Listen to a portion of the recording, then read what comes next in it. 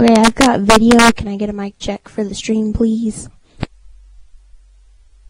Say again? I've got video. Can I get a mic check for the stream, please? Yes, testing. Testing 1 2. Test 1 2 3. Testing 1 2 3. Test 1 2. How about me? You want to test for me? I'll give you a test. Here, test 1 2 3 for me. 1 2 3 3 1 2 1 1 2 1 2 1 2 4. Okay, I'll let the delay go through and I'll let you know. Thank you.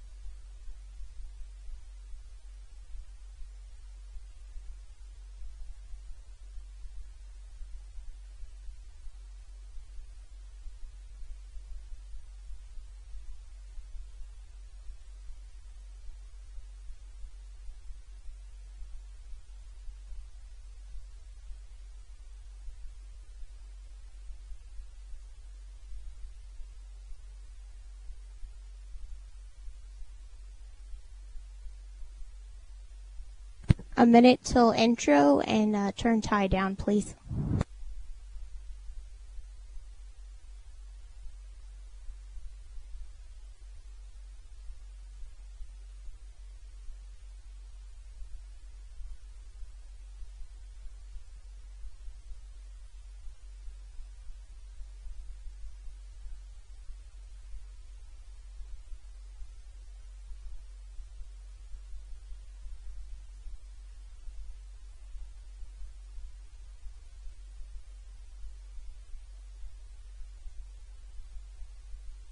Till intro.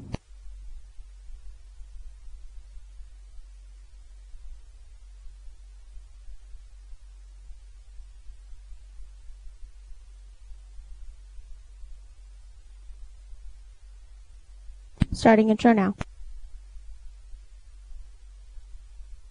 Say again?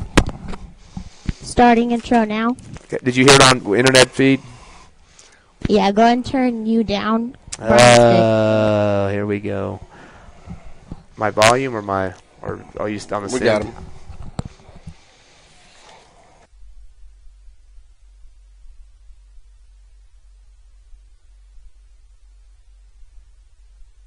Thirty to go.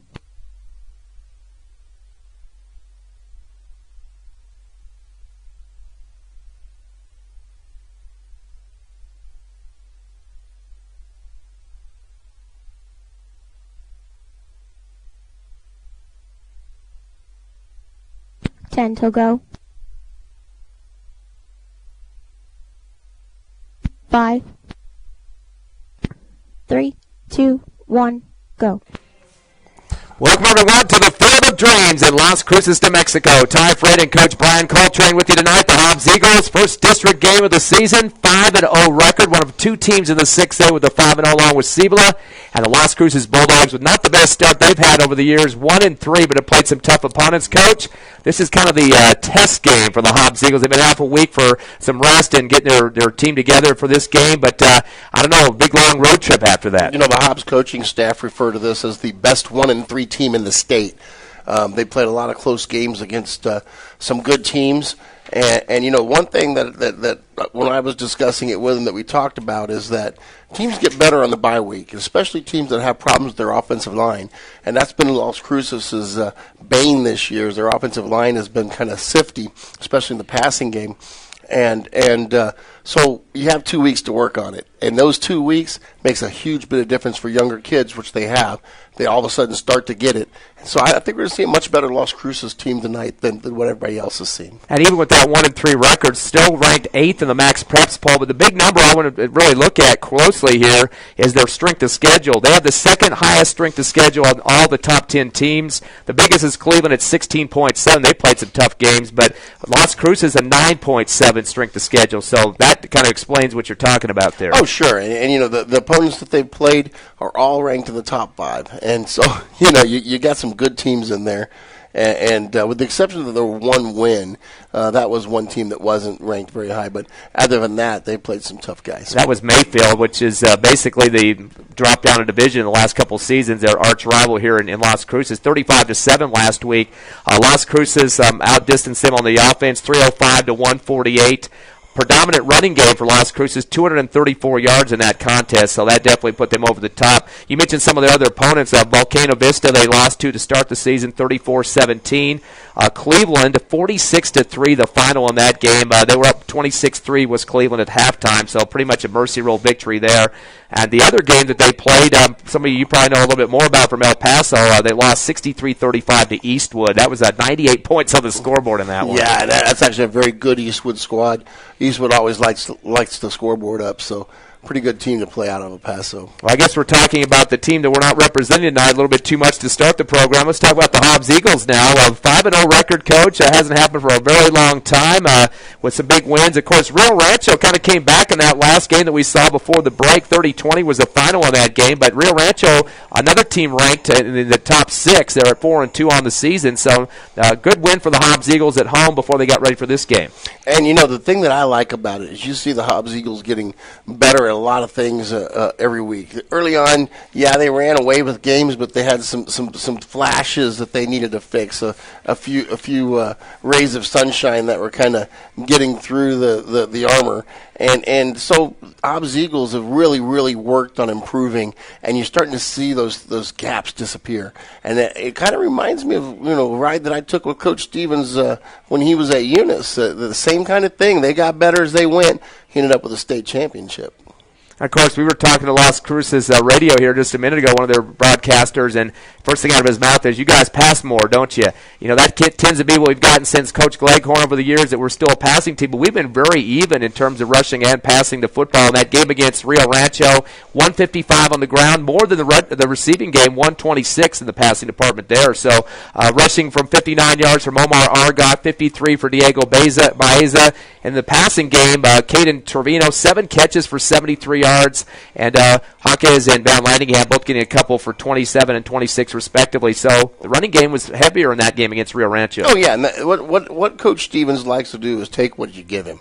And if you're going to load the box up, he's going to throw it over top. If you're going to back off him, he's going to run. If you're going to try to match up with him, he's going to throw some counters in there. He's going to throw a lot of those little bubble screens. He's going to take what you give him. Yeah, so definitely Omar Argot, a guy that a good reader when it comes to being quarterback. He was 12 of 21 in that game against Rio Rancho for 126 yards in the passing department in that victory by 10 points. Looking on the defensive side of the game as well, some big numbers too. Kenyon Singleton, who we've talked about much this season, one of the linebackers and the head guy there, had 15 tackles. 11 of those were solo. I mean, he's doing the job, one-man wrecking crew there. I love the fact that he brings a hammer with him. Every time he comes up to hit, he's trying to get a stick, you know, and Singleton's doing that. And then you got a great coverage, you know, linebacker in Cedro Romero Romero, loves catching people coming out of the backfield. He loves, hitting that curl to flat zone. He is a real good coverage back, so you kind of get the best of both worlds with those two. Romero had 9 tackles in the game. DeAndre Haynes with 9 as well. But another guy we should mention, too, Cameron Hernandez. He had a sack and had a total of 13 tackles, 7 solo, 6 assisted. So another guy that steps up as a junior. Oh, yeah, and he has done a great job of making his reads and staying home, and it's so important. A lot of times defenses like to get upfield, they like to chase, and then you just miss your target. Our defense has done a great job of getting upfield and then sitting and making the read, and then actually ended up in the right place. Hobbs Eagles stats so far this season, so far with the passing, 1,109 yards for Argot, completing 63% of his passes, and has had a total of 14 touchdowns. That's almost 3 a game in terms of the passing department for Hobbs. In the receiving numbers right now for the Eagles, the leader is Hawkes, 404 yards. He's had a total of 20 receptions for a 20 average. I mean, we've been talking about those double-digit averages all year for the receiving core. Behind him, Trevino at 369. He's averaging 15.4 per catch. And then there's also Ethan Van Landingham at 244, 17.4 a catch. And those are those extended runs after catch that we're seeing from these receivers. Oh, yeah. The ball's being put on a dime so the receiver doesn't have to slow down for him.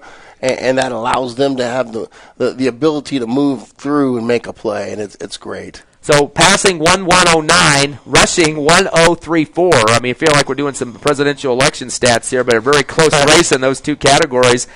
Top rusher at this point of the season currently, Argot, the quarterback, 398, 329 for Baeza, and 172 for Armendariz. So those guys, nobody in the double digits quite yet in terms of average rush, but still 1,034 yards, pretty nice so far. Eagles averaging 7 a pop on those carries. Well, you talk about how evenly they're matched between passing and running. You're right. It's just like an election. You got to pick your poison. Either way, you're going to get burnt, and that's kind of the way the offense works. Running game has been so solid, and I mean, you see people like Armendariz and Baeza. Those are your workhorses. They're getting the ball between the tackles, and they're doing the dirty work. And then all of a sudden, you see Argot pull it, and he's gone because they're having to deal with the workhorse with so many personnel that Argot doesn't get covered and he gets a good run. It's great. It's great to have options. Coach, Eagles averaging a total, people can believe this, 50 points a ball game on their wins so far and giving up 21. So, I mean, they're just completely shutting the door on most teams that are playing this season. Yeah. And the defense is coming along. We want to see them, tighten the screws a little bit more, become a little bit more dominant because we're going to need that later in the season, especially when we start seeing the likes of Centennial come to town.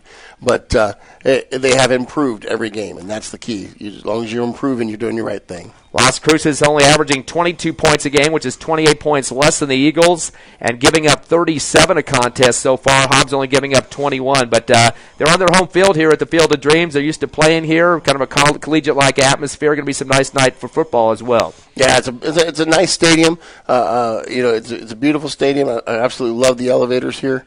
You have to carry stuff up. You like that, right?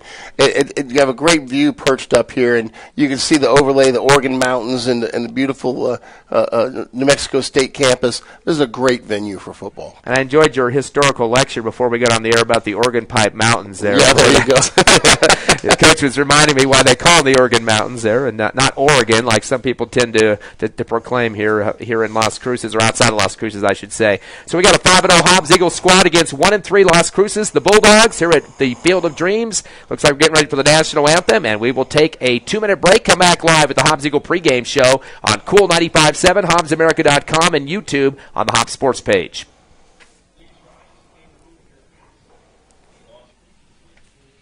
Okay.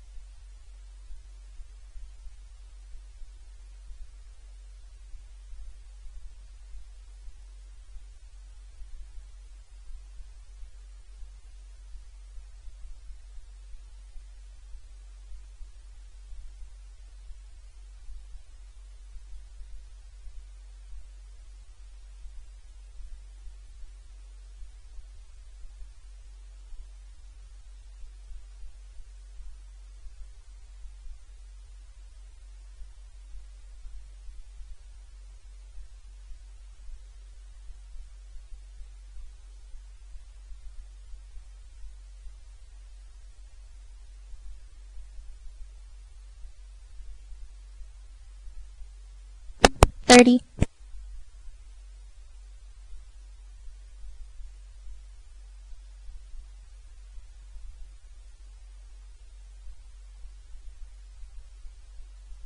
$15.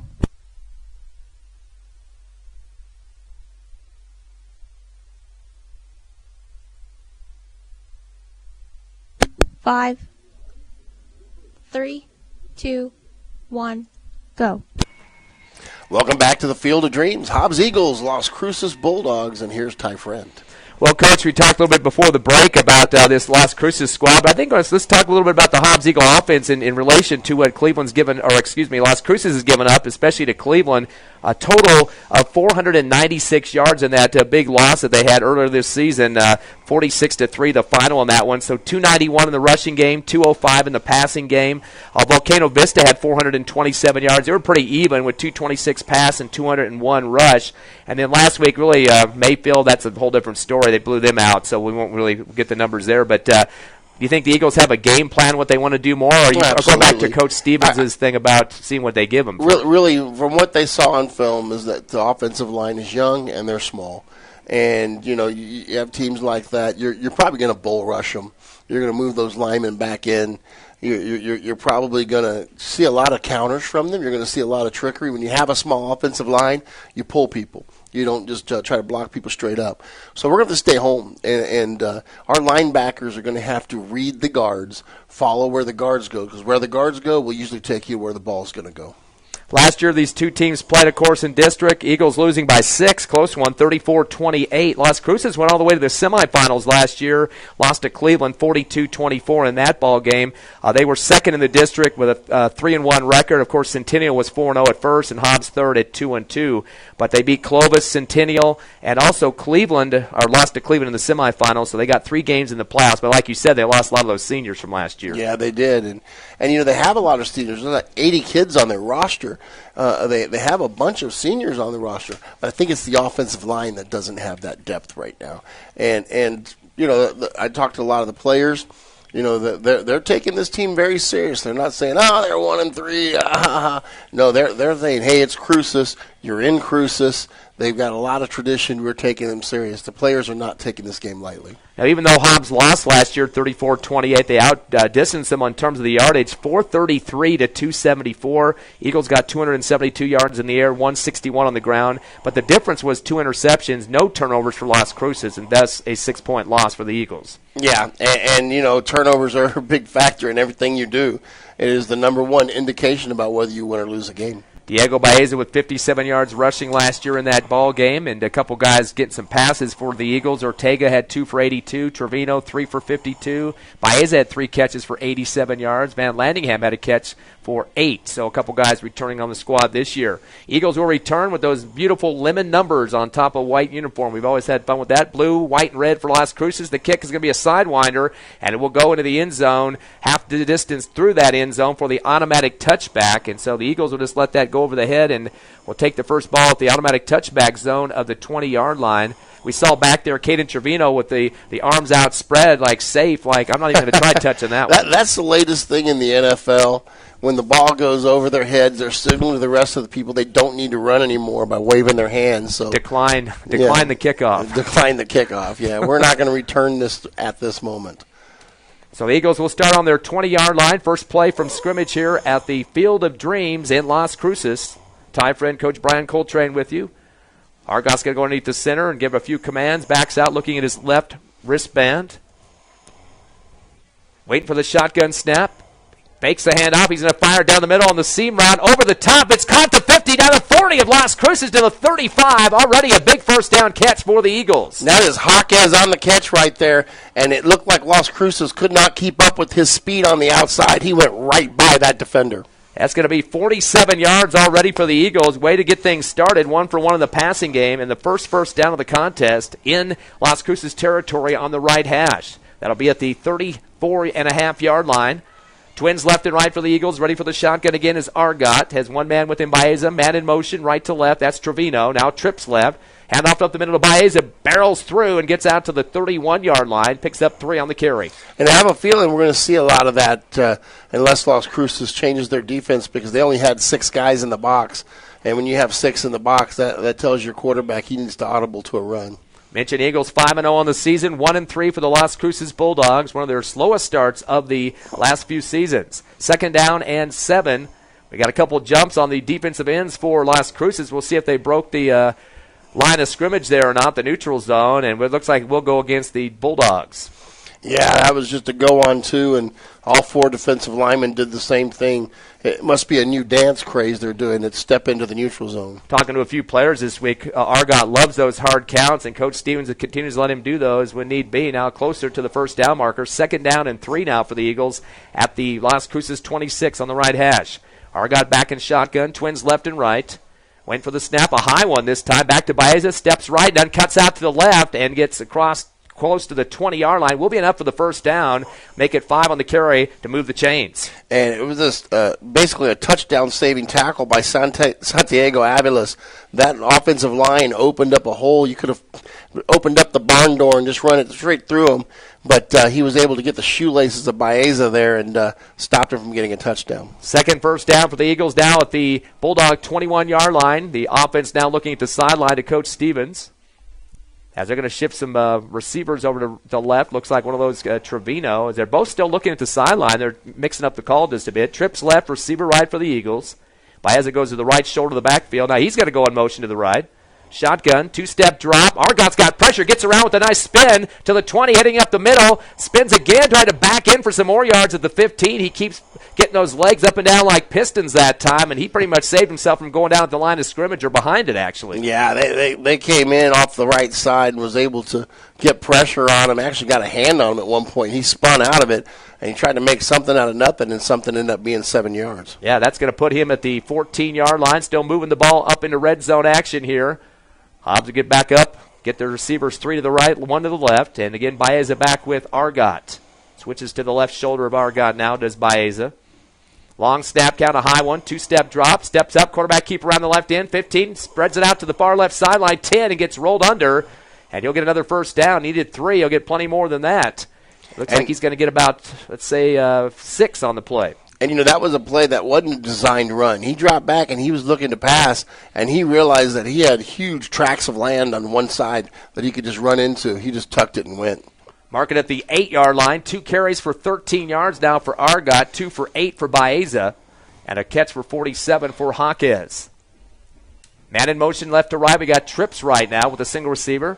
High snap, handoff around the end to Baeza, 5 into the end zone for the touchdown. Untouched that time as he came around the left end and went to the sideline and comes across the goal line, just kind of tiptoeing across for the touchdown. That's a 8-yard run for Baeza to get the Eagles on the scoreboard first here at the Field of Dreams. And I tell you what, the way the offense looked on that drive, I think we're going to harvest a whole bunch of touchdowns tonight.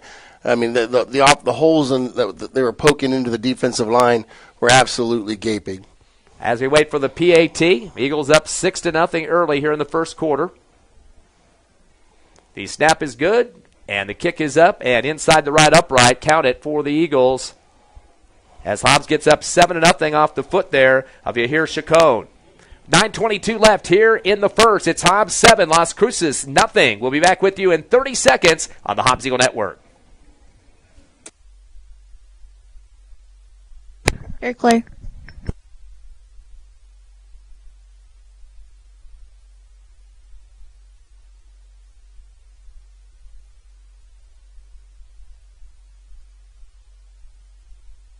$15.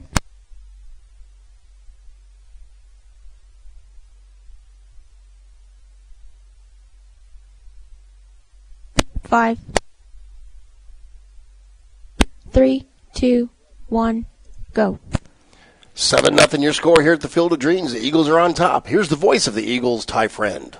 8-yard run for Diego Baeza puts Hobbs up by the touchdown. 9:22 left here in the first quarter as the Eagles had 3 runs by Baeza on that touchdown, 16 yards on the ground, 13 for Argot for a total of 29, and 47 in the air off a pass from Argot to Jaquez. As we get ready for the kickoff here from the 40-yard line, you're listening live to Hobbs Eagle Football on Cool 95.7, HobbsAmerica.com, and YouTube, Hobbs Sports page. Long kick's going to go back to the 1 yard line. It'll be returned on a little starburst fake coming around the left side of the 10, left hash, 15, 20, cutting up to the middle and backing into the 24-yard line for the return, about 19 yards for Las Cruces. And the return man for the Bulldogs that time was Mason Ingram, and they'll have the ball. Looks like they'll set it at the 24. Still 7-0 Eagles with their first scoring drive coming off of 3 first downs.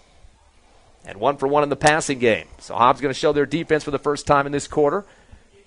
2 receivers going right for the Bulldogs, 1 to the left side into the shotgun. Quarterback in the game will be Matthew Lashley. He is a junior. Backup is a freshman, so hopefully he won't go down for the Bulldogs. He'll take the high snap. He'll keep it himself around the left end, 30, 35, 40, and he'll get the first down. Plus, that'll be 16 yards on the first carry for the Bulldogs. Yeah, just a little bit of a scamper right there showing that he has good speed. And there was a hole. That offensive line poked a hole right there in the defense, and he went right through it. Mark it at the 41-yard line for the first down for the Bulldogs on the left hash. Clock running at 9 minutes left, first quarter. Going to go with the double slot look now for the Bulldogs. No receivers out wide. And a shotgun again for Lashley. Good snap, handoff around the right end. Heading to the right hash and getting plowed down after a 3-yard run. Close to the 45-yard line. And the ball carrier for Las Cruces, double-checking the number, looked like a 43, but I don't see that on the roster. It looks like 23. Excuse me, make correction on that. That's David Barela. He'll pick up the total of 3 yards on that one. They had 2 lead blockers out in front of him on there, trying to run a little bit of a power off of right tackle. 2nd down and 7 now for the Bulldogs. They're at the 43, make it the 44-yard line of their own. Twins left, receiver right, but bunched up receivers near the line of scrimmage. Not much distance. With a little pump fake, throws the out route, catch at the Eagle 49. That'll be shy of the first down, maybe depending where he stepped in the last second. So about 6 yards on the catch for Jacob Maez. We'll see if they give him enough, and they will give him the 6 for the first down. First pass reception for the Bulldogs, 1 for 1. Bulldogs showing that they can move the ball here. I think Hobbs' defense needs to settle down right there and start making some better reads. That's going to be the second first down for Las Cruces. And I'll move the chains to the Eagle 49 on the left hash. After they break their huddle, they're back up to the line. They'll sit a pair of receivers right and left for the Bulldog offense. Waiting for the shotgun is Lashley. He has a man back with him, and that is David Barela. High shotgun snap to Barela around the right end. He comes around to the 50, to the 45, stretches it out, and diving forward, he's going to pick up 8 on that little pitch outside. And that's something where the defensive end is supposed to be stringing it out. But once you get caught inside, when that tackle takes a hard step outside of you, you've got to step with him and keep half your shoulder free. If you don't, he's going to lock you inside, and you can't get outside of him. And that's what happened there. The defensive end couldn't get down the line. Barela now 2 carries for 10 yards, 2nd down and 3. Now at the Eagle 43-yard line on the right hash. 2 left receivers were way offside. They had to get back. The referee called them back, and now the other one had to move up again. Almost got a false start penalty. Eagles are jamming the line as well. Quarterback keeper comes around the right side to the 40, to the first down marker. Looks like he just barely got what he needed, about 3. The Eagles trying to rip him by the jersey to pull him back down behind that first down marker, but I think he's got forward progress on that one. Yeah, he got for 3 yards, and he basically got to the outside again, and we're going to have to find some way to keep that outside free. They're doing a good job of blocking both the corner and the defensive end on those plays. 2 carries for 19 yards for Lashley, and a total of 27 on the ground for the Bulldogs. That's their 3rd first down now at the Eagle 39. Twins left, no receivers right. Shotgun again for Lashley, and Barela in the backfield. He'll stop right in his tracks to a high out route to the left sideline, and it goes off the fingertips of the intended receiver, intended for Maez, incomplete. And Isaac Flanagan's there very quickly. He saw what that receiver planted and started to turn, and he just come off of his back pedal and got there just as the ball was getting there. No drop back that time for Lashley. He was flat-footed behind the line of scrimmage after a kind of a short shotgun snap there, and just turned and fired. And might have been a little bit high for his receiver. Maez tried to get up there, got his fingertips as extended as best he could, but a little bit of a hard one to handle. That will stop the clock at 6:33 first quarter. Eagles up 7-0 over Las Cruces. 2nd down and 10 from the Eagle 39. High snap, we're going to be a direct snap. We got a flag in the backfield, trying to angle left, and we're going to get a big pile up about a yard across the line of scrimmage. But there was a flag as that play progressed from the backfield that time. So we got something going on back legal there. Shift. They had people moving when the ball was snapped. Yeah, you got to at least have a second stop if you're in motion there. But the man that got the football that time for Las Cruces was Lashley, and he was kind of moved off to the right just a bit. And it was the offensive line that started shifting. The pulling guard started kind of pulling before the play was actually snapped. That's when the referee pulled his yellow handkerchief out of the pocket there, and it looks like it will be against Las Cruces for the 5-yarder. That'll be their second penalty now, 10 yards total, and we'll back it up to the, looks like the 36, make it the 44-yard line for Las Cruces, brings up 2nd down and 15. Yeah, I think that was a big play here because they're trying to pull 3 and 4 yards a pop on the runs. You get something like that, and you go backwards 3 and 4 yards isn't going to get you a first down. Now you got to do something different. Eagles have 3 front men now looking in the sideline, getting some play calls from their coaches. And lining up right in front of the football for the Hobbs Eagles defensively, big man Oliver Hill, 5'9", 315 pounds. The train going to be coming after you really quickly. Shotgun, back to pass is Lashley, 3-step drop, pump fake, throws he out to the right sideline in front of the Hobbs Eagle bench at the 40, and try to get back to the original line of scrimmage, a little bit more than that possibly, but not much more. Yeah, and they missed a block in the back that one of the Las Cruces players got into the tight end. Or the tight end actually got into the jersey of one of the defensive backs and kind of held him in the back, and he was unable to make the play and got the extra yards there. 8-yard pickup for Maez, the receiver, 2 for 3 in the passing game, which is 14 total for Maez. And now 3rd down and 7 from the 37-yard line.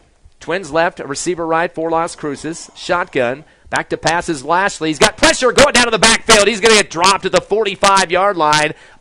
Looks like an 8-yard sack in the backfield for the Hobbs Eagle D, getting through there quickly. And that's that offensive line being a sift is what I heard that happened against a couple of the other teams that they had played, where people just busting right through the line, getting in the quarterback's grill before he can even get set. That's the example right there. Trying to see who that was on the front there. I believe for the Hobbs Eagles, getting through first to put down the sack, Cassius Martinez, a defensive tackle. That will be a loss of 8 for Lashley, his first negative of the ball game. A 4th down and 13 and a half now. They're in a punt formation. Looks like they'll be kicking around the 45 on their side of the field. Really, it was who didn't get there. Good snap. Kick will be from the 45. A wobbler, end over end. It's going to drop at the Eagles. 18, it hits a Hobbs Eagle on the far sideline. One guy in between 3 blue jerseys. A bad decision for the Eagles, and that will be a deflection that Las Cruces will get back. And off the fumble. So a major problem there, and that will give Las Cruces knocking in the red zone as well in Hobbs Eagle territory. And that's just one of them bad luck plays. You're engaged with somebody, you're blocking, you start to hear the word snake, you go to turn around to see where the ball is, and it hits you right square in the back. It just happens. It's going to be at the 14-yard line now. The Eagles on the right hash as Las Cruces knocking on the door. They try to get a football in the game and hit one of the officials in the back, and he's got to go track it down now. Clock down to 4:59 left first quarter. Hobbs still up 7-0. They got a score on their first drive of the game, an 8-yard run for Baeza at the 9:22 mark. 5 minutes later, it's Las Cruces trying to score. No receivers on this one as Lashley waits for the shotgun. Gives the ball up the middle, breaking off a tackle, heading around the left side of the 20, extending to the 15. 10 breaks a tackle, 5 into the end zone for the touchdown. And that's going to be the TD for David Barela as he scores.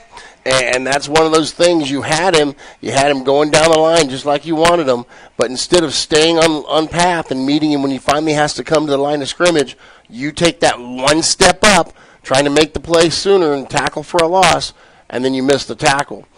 You know, it happens. It's one of those things that you get burnt on. You don't like it. 19-yard touchdown run for Barela, the running back, and now trying to tie this ball game up for Las Cruces is Dalen Walter, the kicker. Bad snap. Kick is up. Almost got blocked. It goes through the uprights, though, and goes through for the point to tie up the ball game. And talk about a great effort there to try to get a block on the kick. Isaac Flanagan had his body sprawled out like Superman, just barely missed by the fingertips. Yeah, he was trying to get his fingers on that pumpkin. 4:50 left here in the first quarter. We got a tie score. It's your Hobbs Eagles 7, Las Cruces 7. Coming back in 60 seconds on Cool 95.7, HobbsAmerica.com, and YouTube on the Hobbs Sports page. Okay.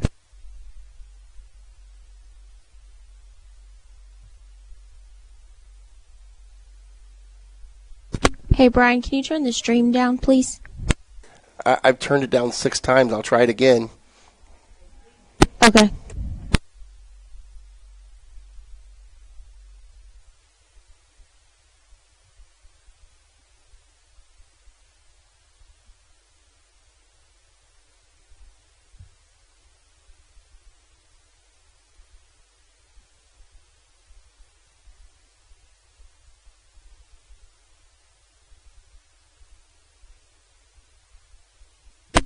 Seconds.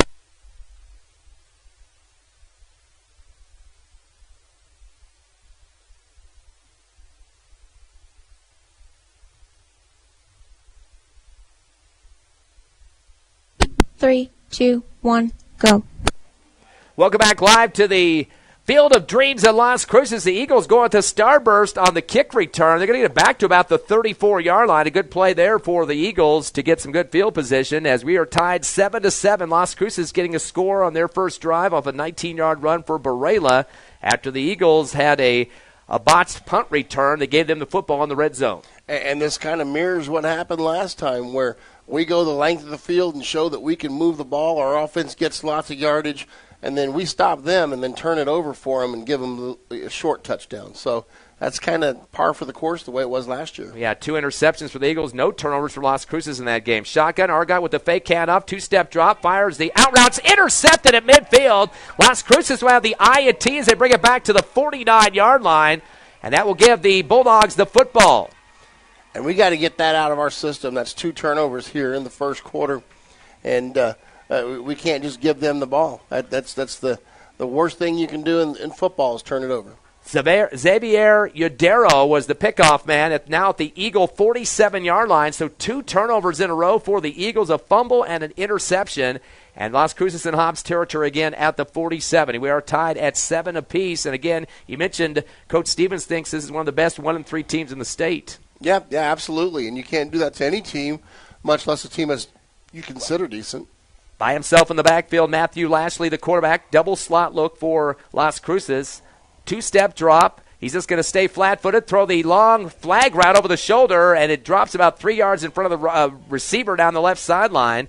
That was intended for Caleb Lewis. Incomplete. He got by his defenders, 2 of them back there for the Eagles. And you know, Hector Hernandez had a good beat on that ball, and he actually would have probably arrived with the ball, but he tripped and fell on the grass and ended up losing the receiver. Receiver ended up running free there. We kind of dodged a bullet. Incomplete, 2 for 4 for 14 yards so far for Lashley and the Las Cruces offense in the air. 4:28 left first quarter. We're tied at 7. Trips left and no receivers right. Boy, Las Cruces receivers keep lining up off sides about by 5 yards, and the referee backs them up every time. Lashley gets the shotgun. Delayed handoff coming around the left end to Barela, stretching it out to the 45, 40, 35, 30, up the left sideline, 25, and has one more to get over, and does, but goes over the top, and is finally brought down by Isaac Flanagan. And another thing where they're getting outside that defensive end, and we're trying so hard to get upfield that we're not getting lateral on those plays. And I'm wondering what we're reading on the steps, because usually the steps that the offensive line takes usually indicate where you're going to go. I'm kind of wondering how we're getting caught inside on that. 25-yard pickup for Barela. He's got a total now of 44 yards, or make it 54 yards on 4 carries, so he's over 10-plus a pop. Clock down to 4 minutes and a first down, their third. Make it the 4th for Las Cruces at the Eagle 22 on the left hash. Shotgun high. Lassio handed off again to the same guy. Try to cut to the middle. Now cut back to left. 15, 10, 5, and a touchdown. Another score for David Barela, this time from 22 yards. That is his second touchdown here in the first quarter. Pulled a guard from the backside. Had a receiver that come in and double-teamed with the tight end to the backer and created a nice big hole there. So Las Cruces has taken the lead here at the Field of Dreams. Had kind of a shaky start, but got that punt fumble by the Eagles on the return, and now they're starting to take care of business here on their home field as they begin wait for the PAT, trying to make it 14-7 for the Bulldogs. Getting ready to kick is Dalen Walter. High snap, got the holder have to jump up to bring that ball down. The kick is up and good, though. 3:46 left here in the first quarter. Big turnaround for the Las Cruces Bulldogs. They lead the Eagles 14-7. We'll take a quick 30-second break and come back on the Hobbs Eagle Network. Very clear.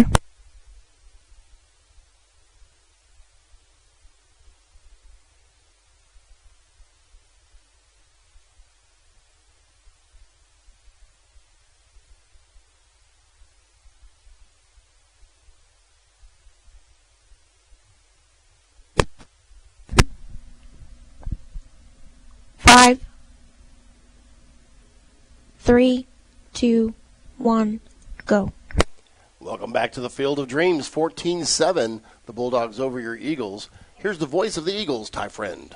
Well, Coach, already 2 turnovers for the Eagles, an interception and a fumble, down now by 14. 14 unanswered points, and the Eagles got to get themselves back up on top here. Yeah, and, this is one of those response times right now. You've got to get yourself up off the turf and go after somebody. And we talked about this earlier in the season. You can get mad about it and do something about it, or you can roll over. But the Eagles have shown that they always try to come back and fight. Back deep for the Eagles, Trevino, Baeza, and Hawkes back about the 5-yard line. This was going to be a long one. Taken by Trevino at the 1-yard line. Looked like he was going to back into the backfield in the end zone, but it goes up the sideline, 15, 20, 25, and is pushed out of bounds at the 29-yard line on the right in front of the Las Cruces bench. And it kind of looked like his foot stepped back over the goal line there, but the official said he had already cleared it, so he does get down the field and get some good field position for the Eagles, but they got to get themselves revved up. We kind of seen kind of a drop-off here in the last few minutes. Oh, yeah. Well, I mean, you have the silly turnover on the punt where it just hits them in the back, and, then you have the interception on the next play. You've got to come up and come out with some fire now, and I think they're going to do that. Twins right and left for the Eagles. Shotgun, man in motion is Hawkes, or make that Trevino. Taking himself up the middle is the Eagles quarterback, Argot, just slicing his way through 40, 45, and is somersaulted to the 49-yard line outside the right hash, and will pick up the first down as he's going to get 19 on that carry. That's going to be his third run for the Eagles for 32 yards, so he's 10-plus a pop, and another first down for Hobbs, number 4, as they get it to the 48. Clock ticking at 3:28 left, first quarter, 14-7 Las Cruces. Twins left, 2 receivers right as well, as Argot will take his time on the snap count. Has Baeza back with him. Hands in the football, gets a block to the right side, heads sideline right, and is pulled down on his back, flopped to the ground, as he'll get 6 yards on that push forward in front of the Las Cruces bench. So far for Baeza, he's got 4 carries for a total of 22 yards. So he's averaging right now 5.5 a carry. Second down and make it 5, or they give him 5 on that carry, so not 6 as I previously mentioned. It'll be at the 46 of Las Cruces on their right hash. Argot steps up, gets a few words for his line of scrimmage. Twins left and right on the receiving corps. Fake the hand up to Baeza, 1-step drop, getting flushed out of the pocket. He's going to be thrown backwards out past the 45-yard line. A big sack on the play, and getting through there quickly for Las Cruces, Jonathan Valdez, the defensive back. Yeah, that was somebody missed an assignment there, blocking inside out, and somebody came right up the gap, and Argot didn't even have a chance. 3-yard loss for Argot. That's his first negative of the ball game. He had 3 carries prior to that for 32 yards. Second down, make it third down and 13 down for the Eagles at their own 45 on the right hash. 4 in the box for Las Cruces. Twins left and right for the Eagles. Shotgun Argot, 2-step drop. Going to throw it a little drag route to the 50-yard line, up to the 45 of Las Cruces to the 40. That might be enough for the first down. It's going to be at least 15. It looks like it will be 15. That's Trevino to pick up the first for the Eagles. And that'll move the chains very quickly here up the field. That was the kind of play we need to get back in rhythm. Eagles 2 for 2 in the passing the game for 62 yards. That one for 15 for Trevino. That's the 5th first down for Hobbs. Now at the 40 of Las Cruces on the left hash. 1:48 left first quarter. The Bulldogs up 14-7. Trips left, receiver right for Hobbs. Argot takes the shotgun snap, fakes a handoff to Baeza, rolls right to the 40, wants to keep it on the tuck, 35, right sideline, goes helmet to helmet with his defender to the 30 and is knocked out of bounds. Right where he needed the first down, and, Coach, it might be a penalty against Las Cruces after that one. I think this is going to come against Hobbs. He threw it before the last contact. It's probably going to be a hold on Hawkes. Maybe a legal block there, blocking the back. We'll see. That would have been a 10-yard pickup, and he did a good job of getting right to the 30-yard line on that near sideline right. Officials still waiting for the signal here. Clock stop at 1:35 left in the first. Yeah, they're facing to the north, which means they're backing us up. It is a holding penalty, so a 10-yarder against the Eagles completely negates the 10-yard run that we had from Argot there. That is the first penalty of the ball game for Hobbs.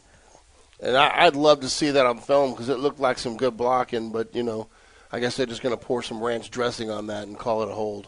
Back to the 42-yard line. The Eagles still in Las Cruces territory on the right hash. That'll bring up a first down and 11, make it almost 12 now for the Eagles. Clock's back to running again at 1:25. They'll send two receivers both sides as we wait for the shotgun for Argot.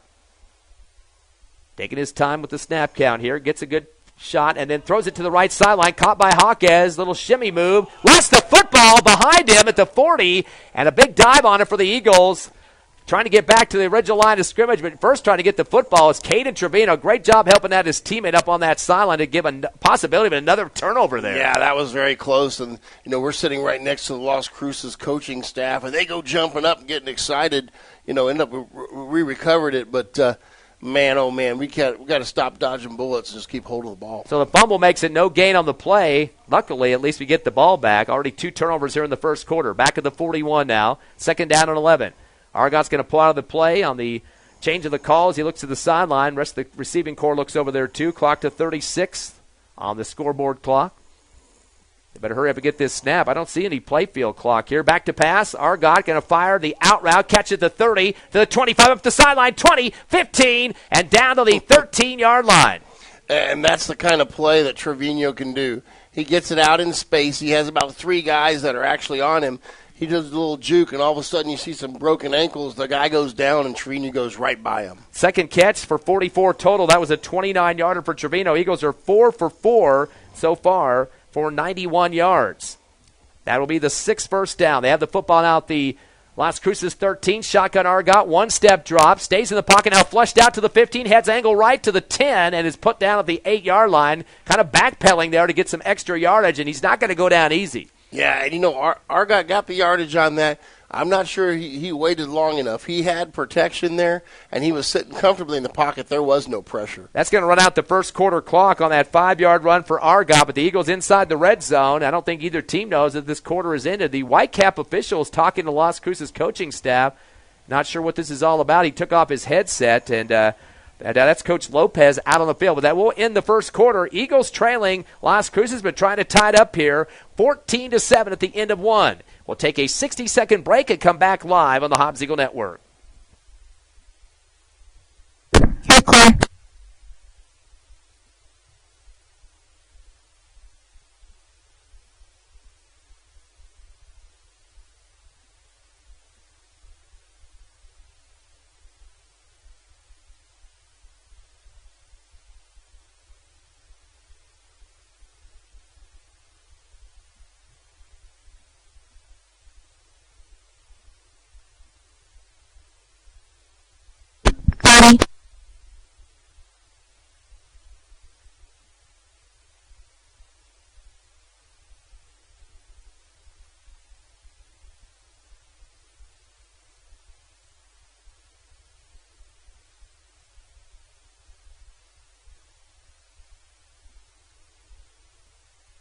Five, 3, 2, 1, go. Welcome back to the Field of Dreams. 14-7 Bulldawgs over your Eagles, but the Eagles are threatening. Here's the voice of the Eagles, Ty Friend. 1 touchdown lead for the Bulldogs here as the Eagles starting to move the football. Second down and 5 after a 5-yard rush for Argot, as the Eagles will get it at the 8-yard line of the Bulldogs. Trying to tie this ball game up. Split formation backfield. Argot between his 2 backs, Hawkes and Baeza. Waiting for the snap. Gets it. Going to hand the football up around the left end of the 10, stretching it out to the 5, to the left side, into the end zone for the touchdown. Is that Armendariz out there, I believe? I thought it was Hawkes at first, but I believe that was Armendariz. Let's double-check on that one. But, yeah, that was Armendariz out there. And it's either that or Baeza, one of the two. I'm trying to see the number. It was Armendariz. That's going to be a 14-yard run for the Eagles for the touchdown, and 1 PAT away to tie this ball game up at the Field of Dreams. And that one was just amazing. There wasn't anybody in sight. He could have walked into the end zone. As we get a very important PAT. Kick is up, and the kick is good inside the left upright, putting it through you here, Chacon. 11:55 remaining, just 5 seconds into this second quarter. The Eagles hit pay dirt with a 14-yard run. We'll be back in 30 seconds, coming back here at the Field of Dreams in Las Cruces.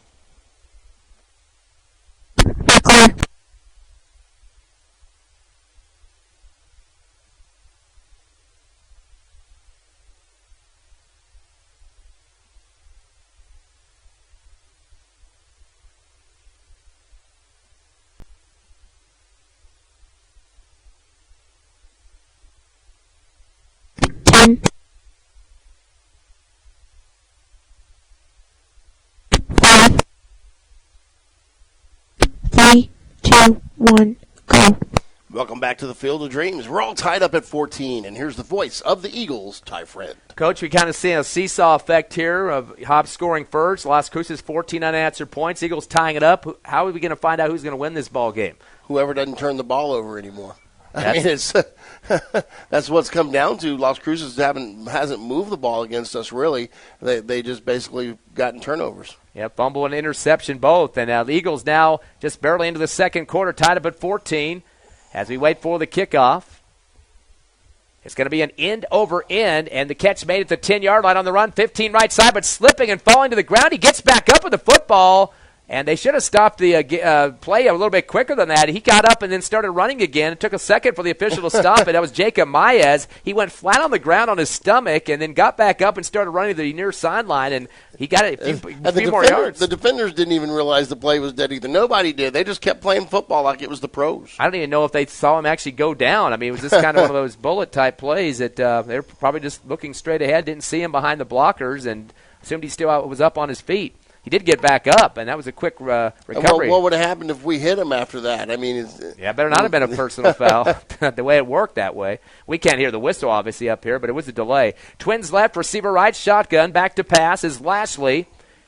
As he gets it out to the left side and give it off to the running back, and that is David Barela out to the 26-yard line as he'll pick up 7 on that one. And once again, another hold from Las Cruces not called right there. They got into the linebacker and basically bear hugged him. He was trying to get away. You could see him twisting and turning, and those arms were wrapped all around him, and the white hat didn't toss it. That was a little shovel pass to Barela. That's his first for 8 yards. They're now 3 of 5 in the passing game for 22 total. 11-15 ticking here in the second quarter, tied at 14. Second down and 2 now from the 26 of the Bulldogs. Shotgun high, taking the quarterback keeper. Lashley, the right side has 30, 35, 40. And he'll get that first down with a total of 12 on the carry. And so he's really getting some good extended carries on these last rushes that he's had. Yeah, and once again, we have a drive upfield in the middle, but they're driving right past the hole. And nobody's sloughing off the player and sliding into that hole and making him have to bounce. 4 carries for 23 yards for Lashley. Has had a 16-yarder and a 12-yarder. Was dropped in the backfield for -8, but not because of his fault. 5 first downs for Las Cruces now at the right hash, 40, 1st and 10. Shotgun for Lashley. Gives a delay handoff to Barela around the left end, 40, 45, 50 in Hobbs territory, and tripped up and falls forward for 2 more. He gets 12 more yards for the Bulldogs. Yeah, and we had 8 men in the box on that one, too. It looked like they walked the safety up there and still weren't able to plug the hole. Total of 88 yards now on 6 carries for Barela. And the clock to 10:33 left here in the second. 14-14 at the Hobbs Eagle 47-yard line. That was a first down for 6 total now for the Bulldogs. Of course, this is the first district game of the season for both teams. Hobbs had the bye last week, and I know Centennial's got a bye this week to prepare for the Eagles next week at Watson Stadium. 1st and 10 from the 47, shotgun. Here we go again. It's Lashley. Comes around the right end after a couple of blocks to the 45, extends it to the right sideline and goes down at the 40. He'll get another 7 added to his numbers. And I can tell you what's happening to the defensive ends. I kept kind of questioning that early on. They're getting held. He actually took the correct step, come straight down the line. He grabbed his jersey and jerked him back over. The defensive end can't make that play. 5 carries, though, for Lashley. A total of 30 yards. So Lashley and Barela have all the carries so far for Las Cruces. A total of 11 carries. It'll be a second down, about 2.5 now from the Eagle 40-yard line. Still tied at 14. 1 receiver on both sides, and a shotgun back with Barela. Lashley waiting for it, brings a man, moves into the line closer. Mays, take a quarterback keeper, heading up that right hash, and is buried under, trying to get the first down. Might have got forward progress, close to the first down. Needed 2 yards, did Lashley, as he came towards the Las Cruces right sideline. We'll see where they're going to make the mark on this one. Yeah, it's going to be pretty close. I think they're already signaling and moving him. But, did a much better job of containing it that time. Held it to about 3 yards. Linebackers came up and filled the gaps. Now you got to watch. That quarterback may pull it and keep it himself. If those linebackers are coming hard, somebody's going to have to stay home on the back end and handle the quarterback. 2-yard pickup for the first down. Coach, we have a total of 13 first downs combined so far with these two teams. 1st and 10 from the 38. Lashley gets the shotgun, hands it off to Barela around the left end, puts on the brakes, cuts it back to the left hash. and he's going to get piled under. I'm not sure if he's going to fall forward for a yard or at least gets back to the line of scrimmage. Eagles get to meet him there and did a good job when he put the brakes on, watched his hips. We got an Eagle still down on the turf here, and I can't quite see the number, who it is, but we have somebody down. Right at the line of scrimmage there. I keep thinking I'm seeing 56 out there, which would be DeAndre Haynes. We just talked about him with 9 tackles last week, and that went over week before against Rio Rancho. Yeah. I'm not sure. I see 54 standing up and 52, it looks like. Yeah, those two guys just went to the huddle, but they're taking the defense over towards the sideline to talk to them for a minute, and looks like Haynes is going to stay down for a little bit. We'll take a quick break. Hopefully he'll get back up as we're leaving for just a minute. 8:46 left, second quarter. Hobbs 14, Las Cruces 14. Come back with us in 60 seconds.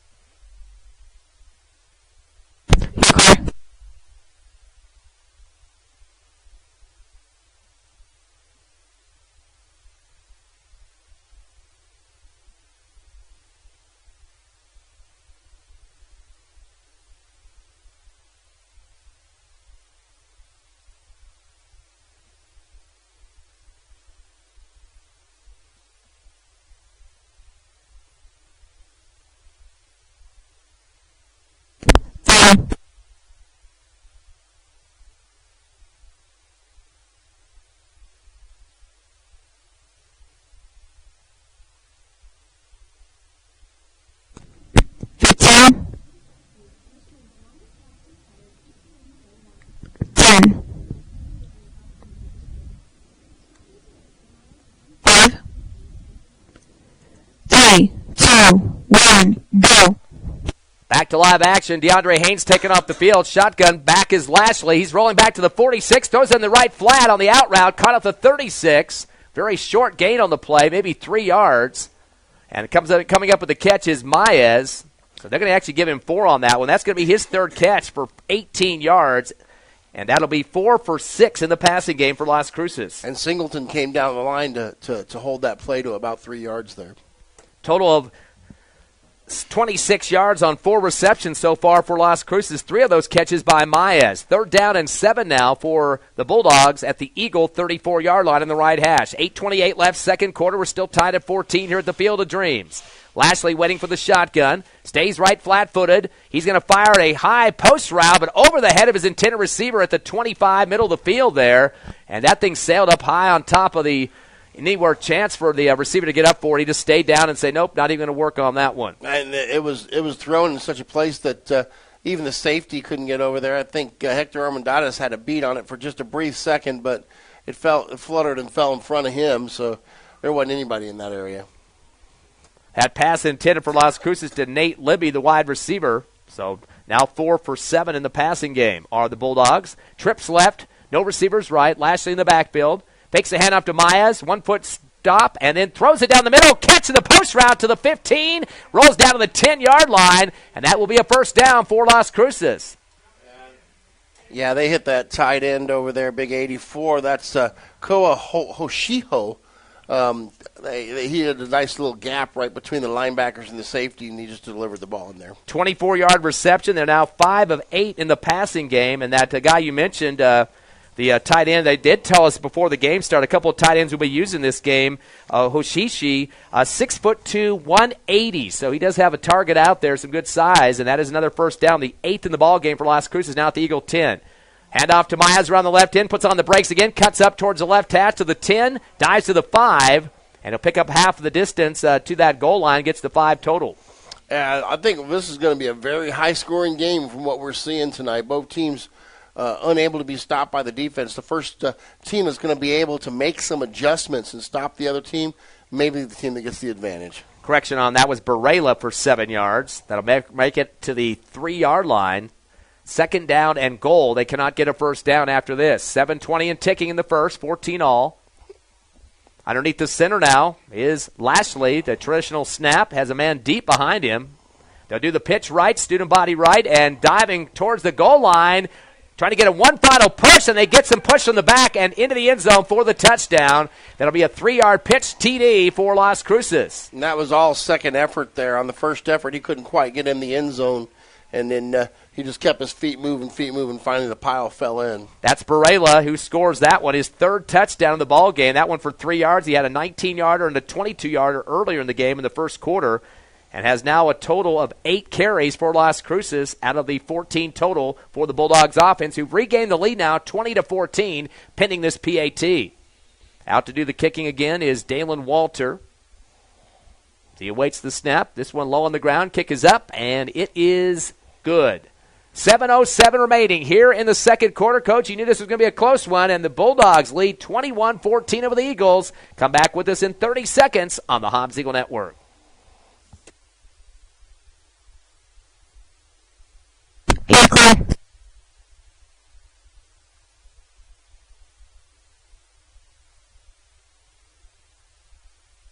How long did you say you needed? 30, please. Okay, just making sure.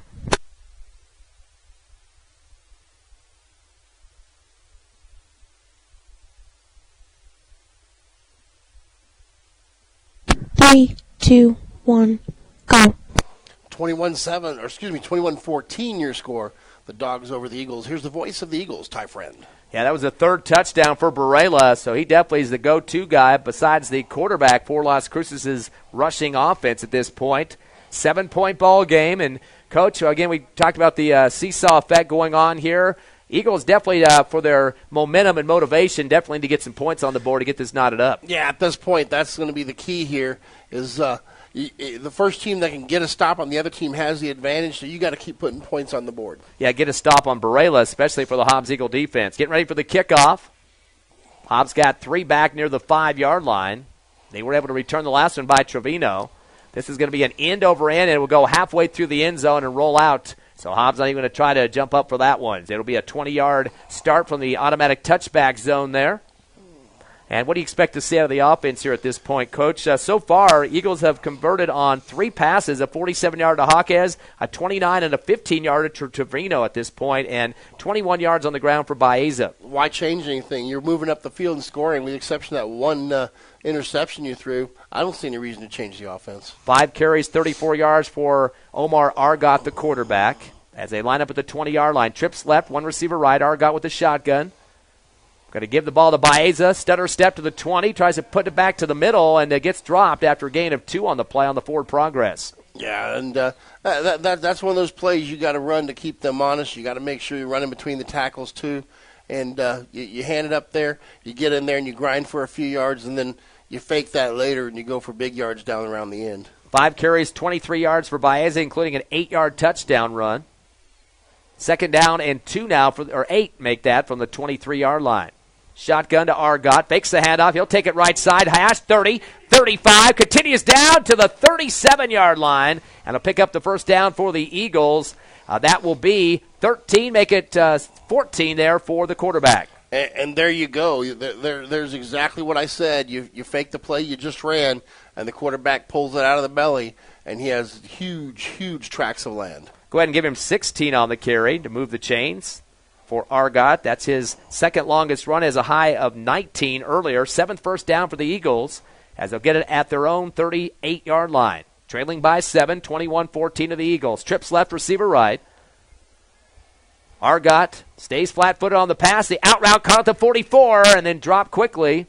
Short route there. It'll be about a 6, make it 5-yard reception for the Eagles. And I think we got a hold on the offensive line. There's a flag around the line of scrimmage. That was Hawkes on the catch for the Eagles, but wait to see what the penalty is here, the foul.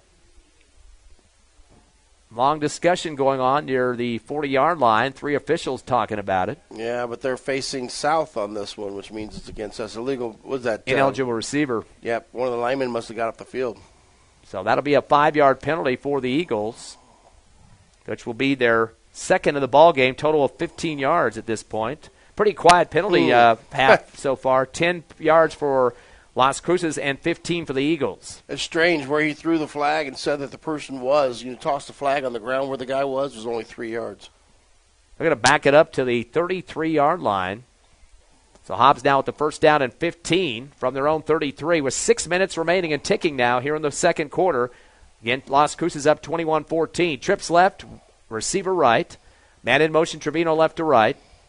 He'll head to the right side for a Twins look. Back to pass, one-step drop for Omar Argot. Throws it over the shoulder, catch on the run down at the 35-yard line, and then putting the ball behind his back to show that little hoop style there towards the end. That's Hawkins again, and it doesn't look like they can keep up with him on that outside. 37 yards for Hawkins. Another big one. He had one earlier in the first quarter for 47 yards. Eagles are perfect, 5 for 5 in the passing game, and a total of 84 yards on 2 catches for Hawkins. 1st and 10 from the 30. Omar Argot trying to throw the post route down the middle of the field and throws it behind his intended receiver. Had a little bit of pressure in the backfield, and the ball incomplete as it hits the turf at the 10-yard line. And, that was the kind of play that you had to get rid of the ball right then. If not, Argot would have probably got sacked. So he delivered the ball when he was supposed to. We just have to try to get it in somebody's hands. That was Hawkins wide open at the 10. Again, the ball hit hard on the ground. No chance to make the catch there. Hobbs now 5 of 6 in the passing game for a total of 128. 5:31 left here in the second quarter. 2nd and 10 now from the 30. We're going to go at the handoff around the right end and try to cut it back up the middle as getting ahead for 3 yards. Dude, some fake reverses going on there for the Eagles, and a couple pickup on that one. Yeah, you know what? I tell you what, those defensive linemen were kind of after him like they were after a dog bone. They came down that line and tried to gang tackle him right there. It was good effort by the defense, but we still got yardage off it. Baeza with the run there for 25 total now on 6 carries. 3rd down and make it about 8 yards. Shotgun, Argot, 2-step drop. Steps up in the pocket, throws it down the middle on the slant. The ball's ricocheted out of the hands of the receiver. Nice play defensively to punch it out as well for Las Cruces. Getting in there was Sadiq Shabazz. He was the defensive back that punched it away. And by the way, his dad used to play for New Mexico State, signed with the Oakland Raiders, so he's got some NFL blood in him. There you go. It looked like he arrived a little bit too early on the scene there.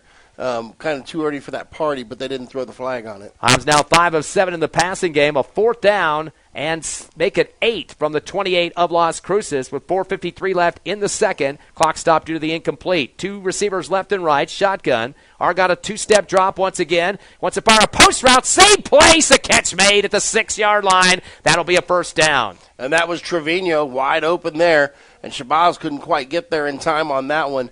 And Trevino picks up the 1st down, keeps the drive alive. All 3 catches for Trevino for double digits, 15, 29, and that one for 24. The 8th 1st down for the Eagles, and they have it now at the 6-yard line of Las Cruces. Twins left and right. Are going to slow down the snap count just a bit. Trevino with a total of 78 yards on 3 catches. Hand the ball up the middle to Baeza, just barrels forward, gets spun around towards the 2-yard line. He'll get 4 more on the carry. Yeah, puts him really close to getting in the end zone here. He's got a total of 7 carries so far for 29 yards for the Eagles' backfield. Clock ticking at 4:10 remaining. 2nd down and goal now from the 1. Hobbs will send a pair of receivers left, one to the right. Back in shotgun goes Argot. Baez on his right shoulder. Slot left. Handoff going from right to left and sliding across the goal line. Slip and slide time and a score as Baeza gets there and maybe has a little field turf burns on his chest there possibly if he didn't have the pads on, but has a chance to get this game tied up after a 6-yard score or 6 points on the scoreboard as he gets across for about a 1-yard TD. And that one right there, he didn't go in there like a tornado. He looked more like a power drill. So he gets across and a chance to tie it up here as we wait the kick for your kicker Yahir Chacon Yahir. Or Yahir Chacon, excuse me, flipping those names around a little bit. Kick is up and good. 3:58 left, second quarter. We're tied at 21 at the Bulldog Bowl. Make that the Bulldog team at the Field of Dreams here in Las Cruces. We'll take that quick 30-second break and come back live with more Hobbs Eagle football.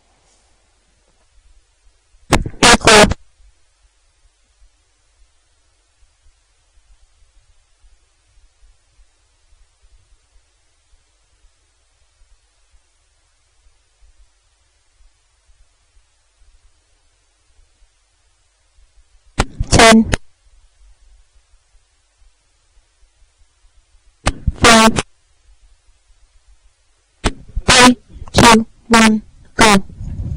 We have ourselves a big old race here. It's 21-21 in the second quarter, 3:58 on the clock. The Eagles and the Bulldogs are tied. Here's the voice of those Eagles, Ty Friend. Yeah, 42 points on the scoreboard so far, but it's not like a lot of points being given up. It's kind of bend but don't break type of defense is going on so far, Coach, and kind of what you expected in this game. You know what? You say bend no break. I see them breaking 3 times for 21 points each. Well, still, but it's a tie ball game, so nothing has really been devastating at this point. Eagles have dodged 2 turnovers, though, which is the big factor early in the game, but they've come back to get this thing tied up. Here comes the kick for the Eagles, end over end. It'll be caught at the 5-yard line, right sideline to the 10, 15 on the return. To the 20, middle of the field, stretching out to the left side to the 25, and then going down right at the 25 on the far sideline in front of the last crew, or make it the Hobbs Eagle bench. And he ran about 45 yards on that play, but he didn't run vertically, so he only got about 20 yards on the return. Jacob Maya is the wide receiver on the return for the blue, white, and red. They have it at the 25-yard line on the left hash with 3:49 remaining. I would think Las Cruces would like to get as much clock off if they can get their score before going into the halftime, so not giving the Eagles back the ball. This is a critical drive right here, and Eagles got the ball to start. That's where that extra turnover was, is that the Dogs have the ball on this final drive. We have to get a stop on this drive in order to keep up with the scoring ratio, or they're going to go into halftime with the lead and get the ball back. Yeah, some big momentum is going to be going on here to see which team's going to come away with it at the half. 25-yard line, 1st and 10. Waiting for the shotgun is Lashley. Hands it off around the left side, then trying to cut back and breaking tackles, dragging people with him out to the 40-yard line, and that will be a 15-yard pickup. And moving people on his back that time was a David Barela for 15, as Barela continues to move ahead. That's his 4th double-digit run of the night. And that's the kind of play that you just didn't want to give up. You hit him at the line of scrimmage, and you just didn't quite get him on the ground. He ends up with 15.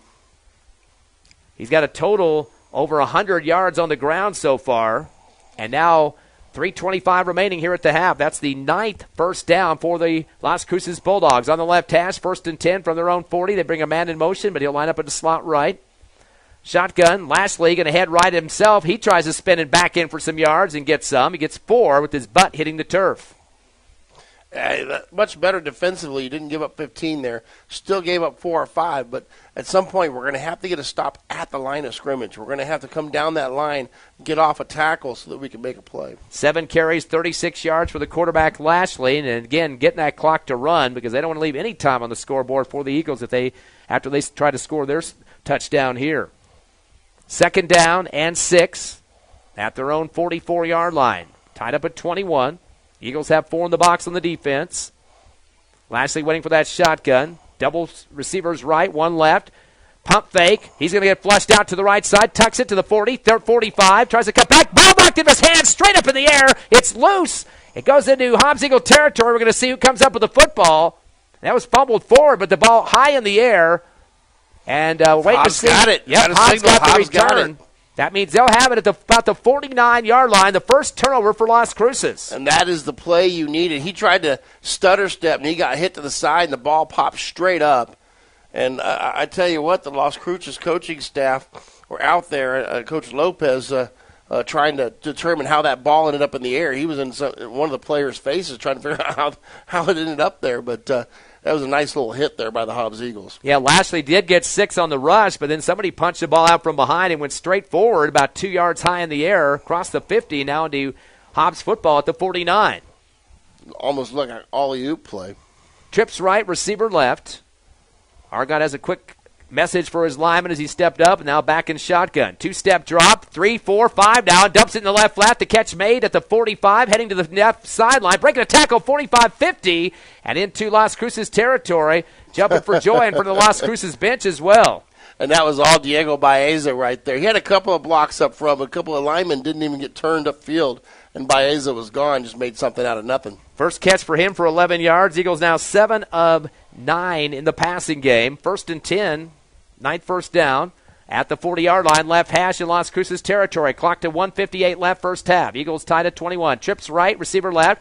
Baeza gets a handoff, uses a blocker, spins and gets pulled, but the jersey down to the 35-yard line on the left sideline and gets ahead for another 5, make it 6 for the Eagles. And one thing I liked what Baeza did there, he got tucked in right behind his lead pulling blocker and then pushed that blocker into the man he needed to block. And you teach running backs to do that so that they know when to cut up. You have them just go ahead and kind of tail that lineman and then shove him right there at the end. 9 carries for 36 yards for Baeza. Twins left and right, 2nd and 4 from the 34. Bring a man in motion. Hawkes going from left to right. 2-step drop out of the shotgun. Stepping up pocket, trying to push himself forward is the quarterback, and he's going to go down, unfortunately, as Omar tried to get away from pressure Argot as he falls forward. And he got some yards out of that one, but then a timeout call for the Eagles after the play. They want to have a chance to score here before the half. And that was a coverage sack. He dropped back, and there just wasn't anybody open. So finally he had to tuck and go, and the defense just collapsed on him. Yeah, he pulled ahead for a couple of yards on the play. So the Eagles going to call the timeout. We'll take one as well. 1:10 left here in the second quarter. Hobbs 21, Las Cruces 21. Come back in 30 seconds on the Hobbs Eagle Network.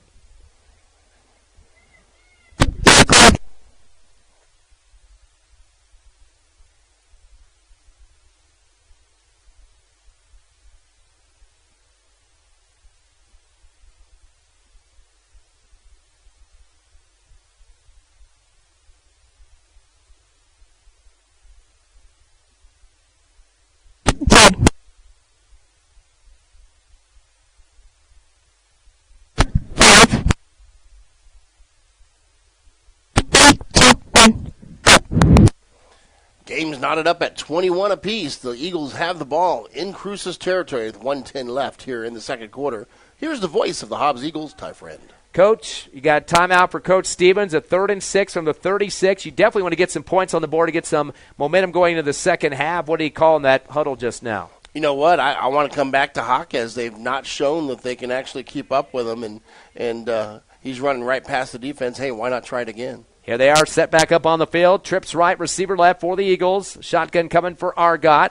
Steps up himself. Quarterback keeper up the middle, heading left down to the 35. 30, breaks a tackle, continues down the field. More guys dragging on him across the 20, and he'll get a big first down pickup for Hobbs. And that was a play where the Las Cruces was just arm tackling. Nobody would put their helmet on Argot, and Argot's just too strong to take down that way.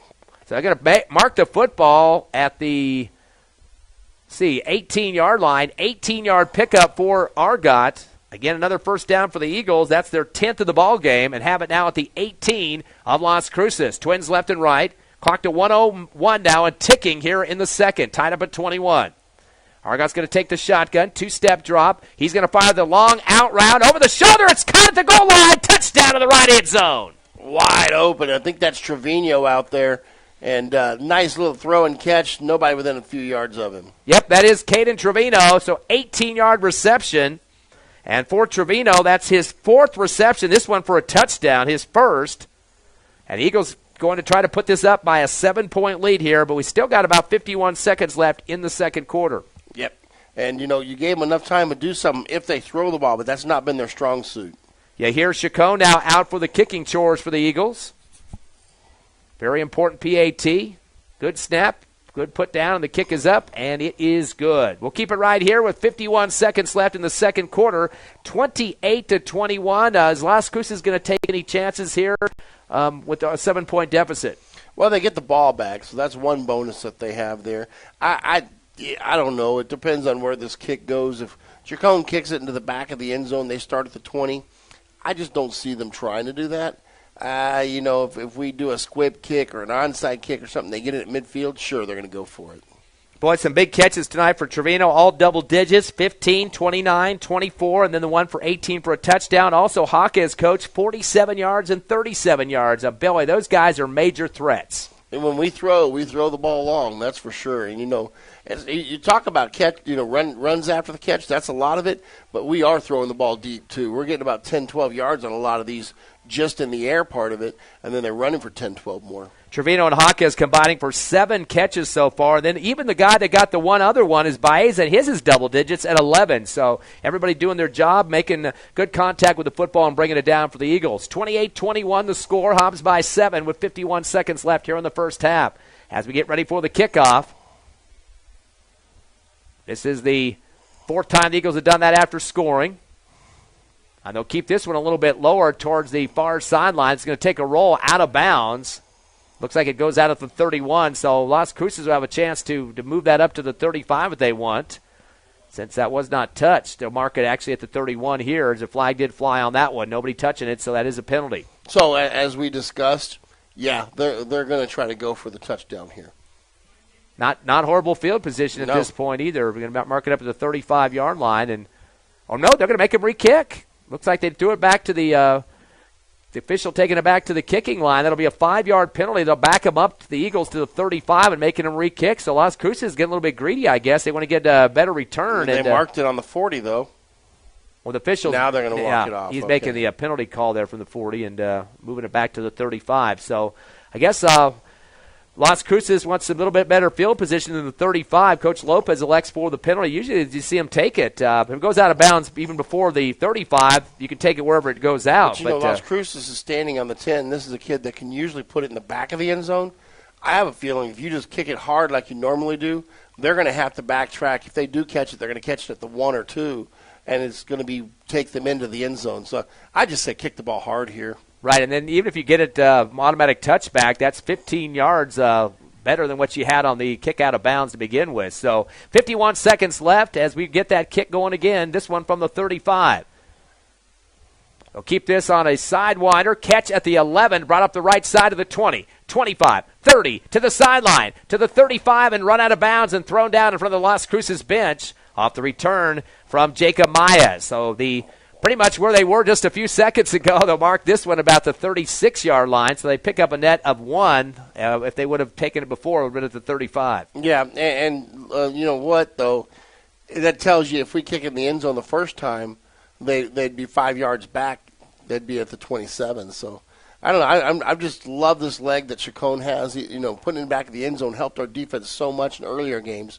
I like to see him do that. Well, actually, going to mark it out at the 34, so a little bit further back than what we saw. Lost a yard. Yeah, we couldn't see the sideline right there behind the Las Cruces bench. 43 seconds left in the half. It's 28-21 Eagles, and Las Cruces still going to try to score here. Matthew Lashley, the quarterback with the shotgun. Twins left, receiver right, 3-step drop. Steps up in the pocket. He's going to fire it to the right sideline on the fade. Catch is made at the 31-yard line. That will be a first down. And, that Finnegan was ahead of him thinking the ball was going to be thrown long. Finnegan tried to cut back, and he already had it in his hands. So that will be a catch pulled down for Las Cruces by Nate Libby, and that will be for 41 yards. And now we got some whistles. I think they're going to stop action here. Did the Eagles try to get a timeout? I believe they did. So they want to talk about it. They're going to see what they can do to try to stop Las Cruces from scoring. We're going to take a quick break and come back in 30 seconds live on Cool 95.7, HobbsAmerica.com, and YouTube. Your Eagles up 28-21.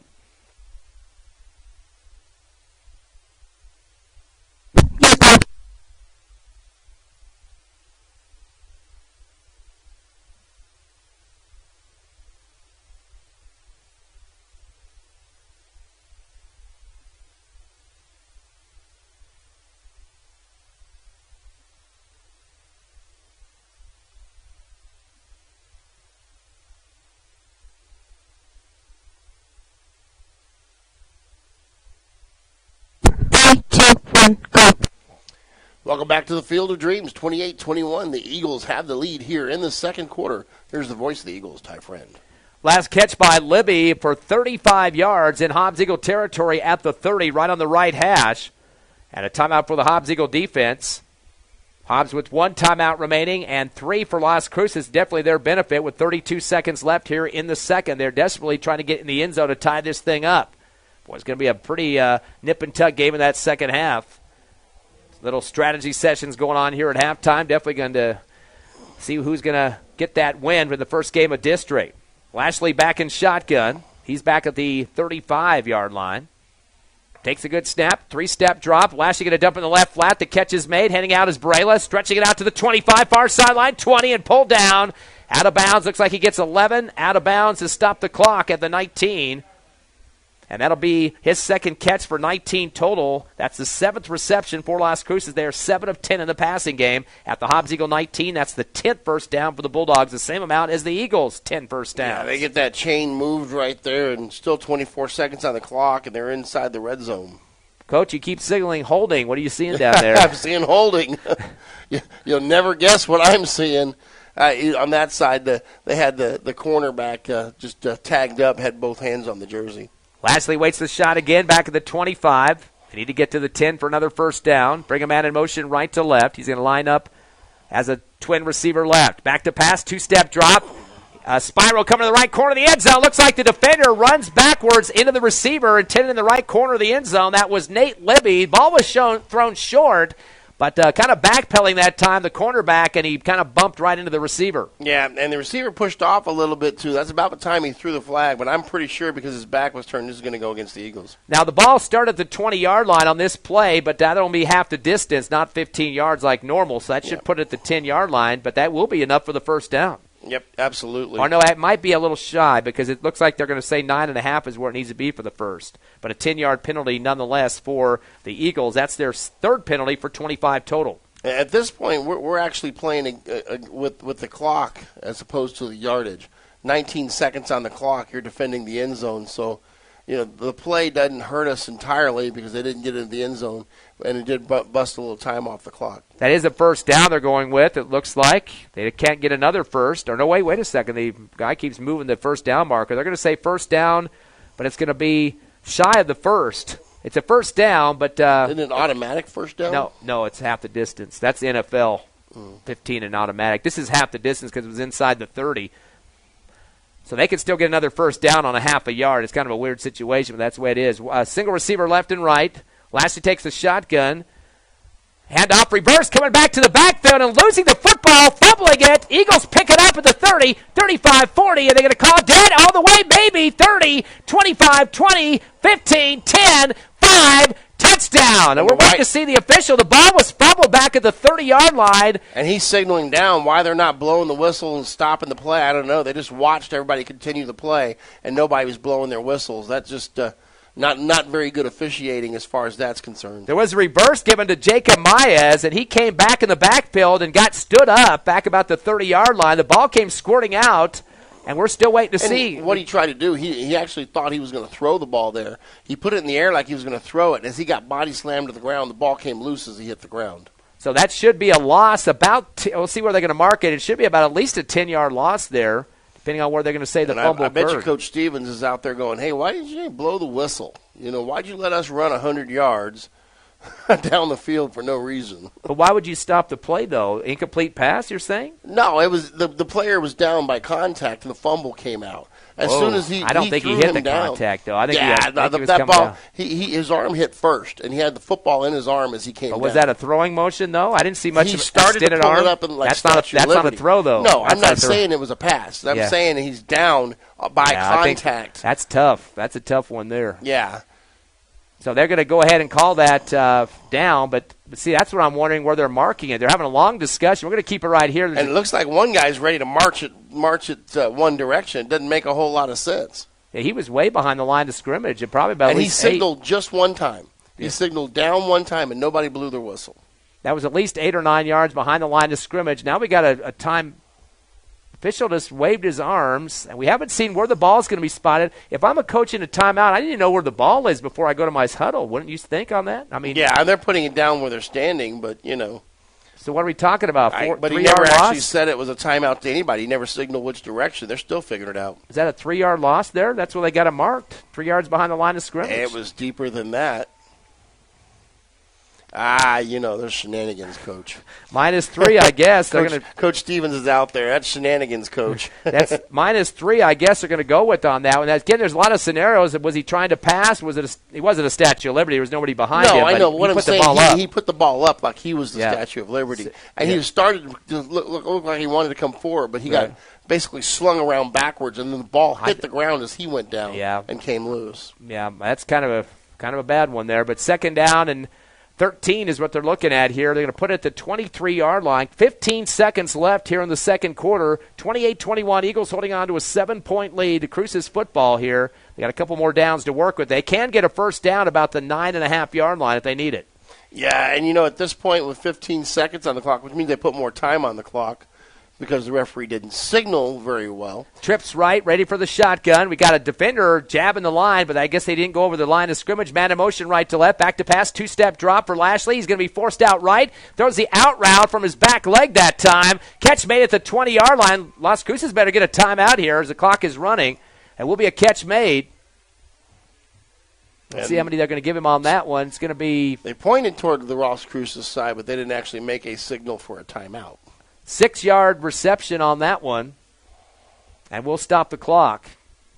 Catch made for Maez. And here's the thing. The offense is on the field. They're not saying they called a timeout. They're setting up for a field goal. Yeah, Hobbs had to come running back on the field to get set up here. It's third down. But they didn't start the clock. They did. Here we go. Referees are meeting down here right now. And that would have been more than 7 seconds off the clock. Third down and 8. Did they call a timeout or not? Third down and 8 from the 18-yard line. If this is where it's going to be a field goal from, that's going to be a 34-yard field goal. They're going to place it at the 24 for the kick. But they never call the timeout, so the clock should be moving here. Should never have stopped. That's correct. Ready for the kick. It's up. It's a sidewinder to the left side. Is it going? Nope, it's far off to the left. No good. So some justice handed back to the Eagles. 2 seconds to be left in the half. Just going to be a kneel down for Hobbs.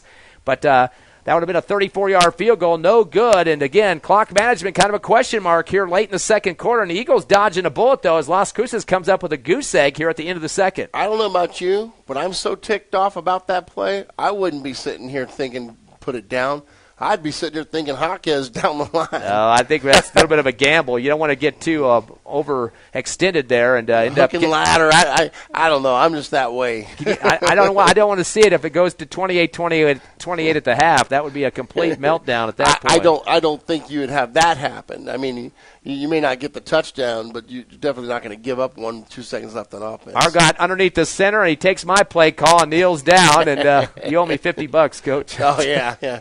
28-21, your Eagles holding on to a 7-point lead here at the half. You're listening live to Hobbs Eagle Football at the Field of Dreams in Las Cruces. We'll take a 3-minute break and come back live on your favorite football station. Club.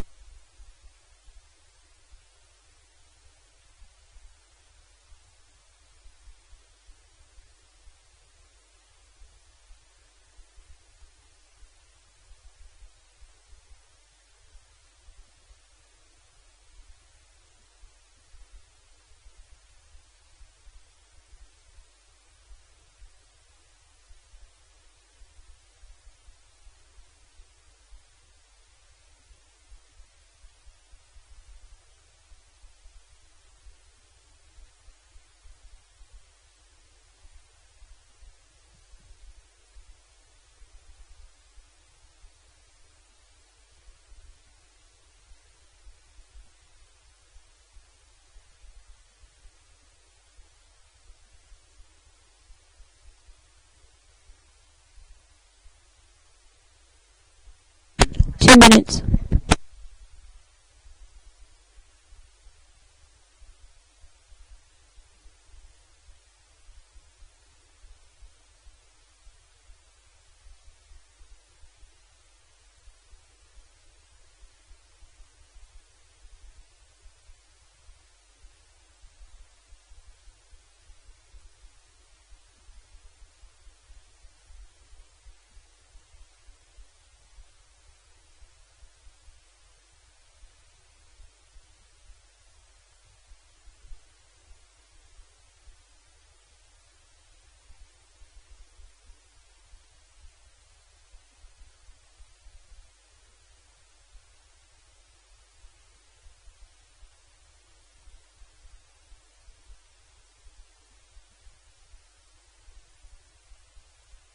One minute.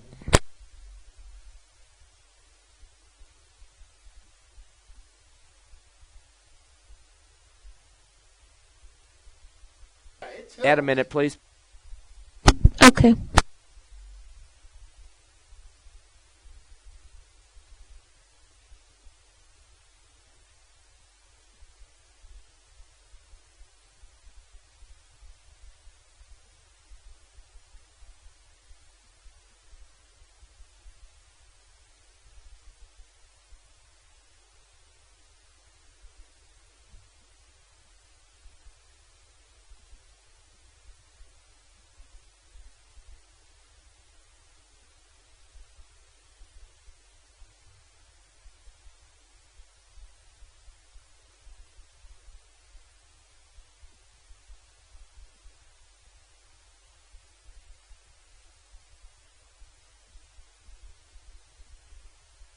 1 minute.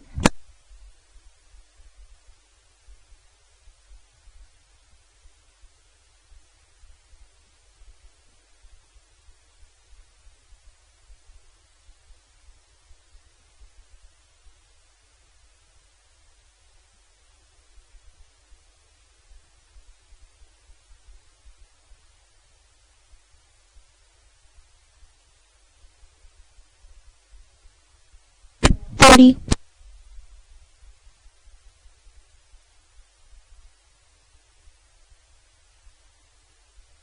Please add 1 more minute.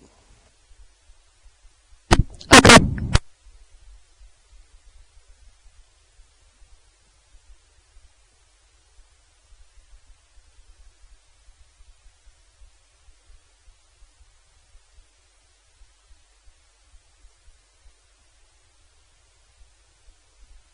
One minute.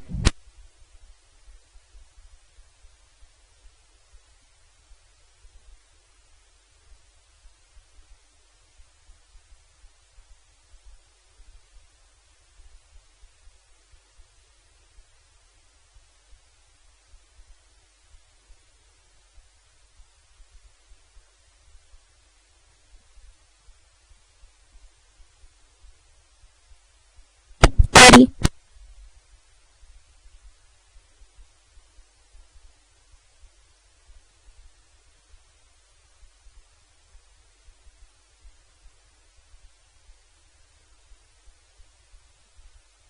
15.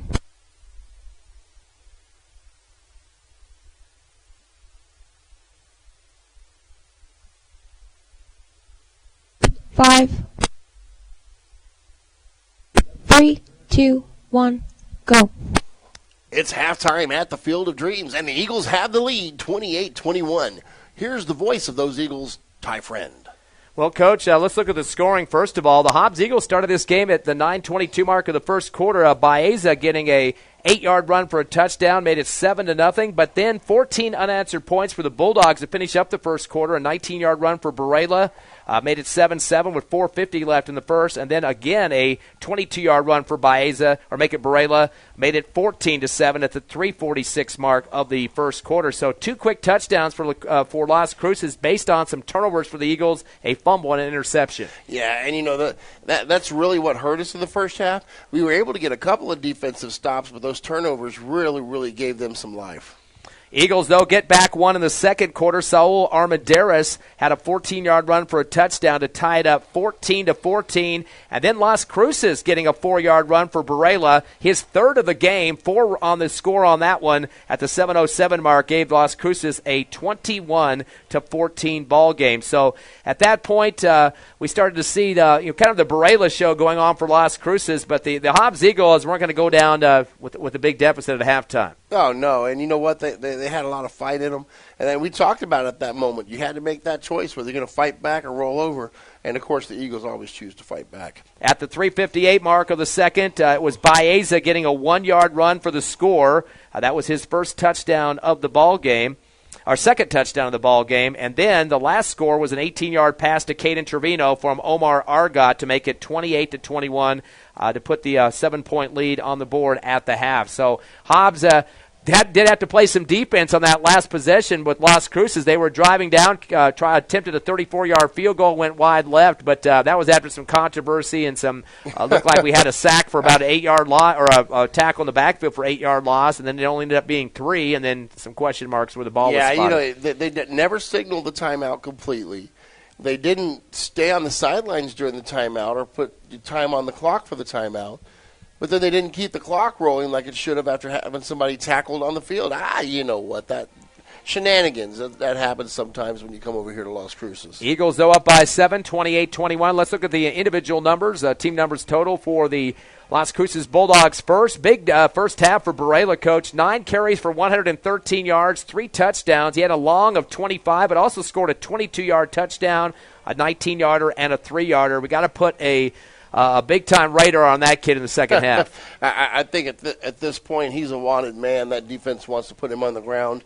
The kid has been a workhorse the entire game, and I'm pretty sure our game plan may be changing to do something about that. And no negative runs so far. I mean, he's got to cross the line every time. Well, he was hit behind the line a couple of times, but he just basically kept plowing forward and dragged a couple of people with him, which is acceptable if that's only 2 or 3 yards. It's not acceptable when it's 15. Lastly, the quarterback been using his blockers around the ends. He's got 8 carries for 42 yards, a long of 16, but also a 12-yarder. Did go down once in the backfield for -8. So those two guys have gotten all of the rushes, 17 total between Lashley and Varela for 155 yards of rushing in the first half. Also in the passing game, they've converted on 9 out of 12 passes, 75% completion for Lashley. The leader is Maez, 5 for 21. He's had positives of 6, 8, 4, and 6 so far in the first half. Varela, the running back out of the backfield, has had 2 catches for 19, a long of 11.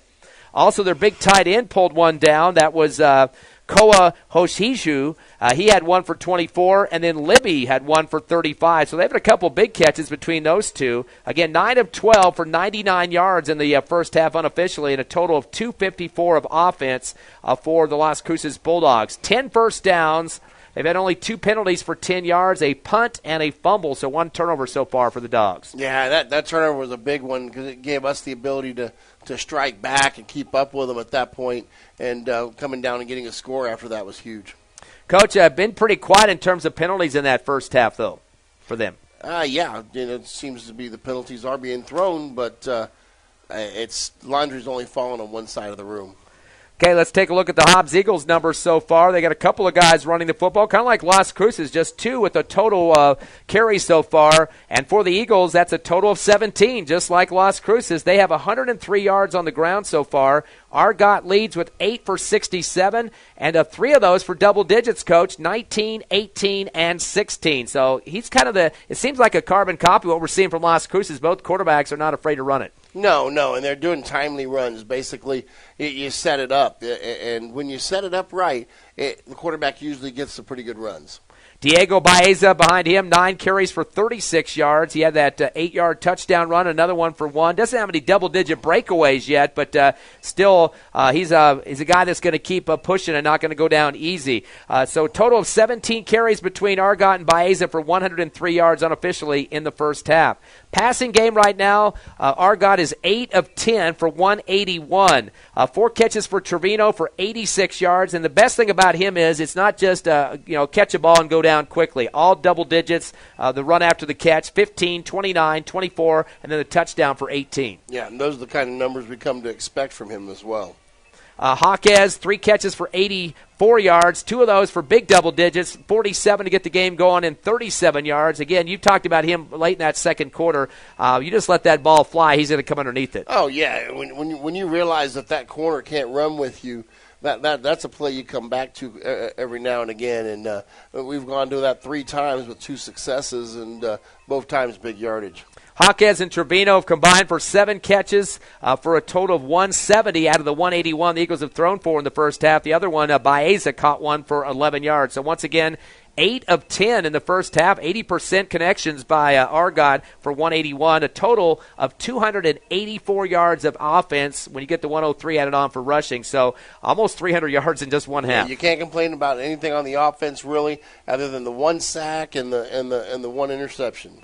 Eagles had the 11 first downs, 10 for Las Cruces, 3 penalties for Hobbs for 25, and we were kind of worried about those 2 early turnovers, the interception and the fumble, but the Eagles made up for them. Yep, they did, and I tell you what, going into this stadium against this team, it's always been a very, very tough team to play, and you have a lead at halftime, it's got to give you some confidence. So 28-21 your score. Hobbs up by 7 over Las Cruces. We're going to take another 3-minute break, come back with second half action live on Cool 95.7, HobbsAmerica.com, and YouTube on the Hobbs Sports page.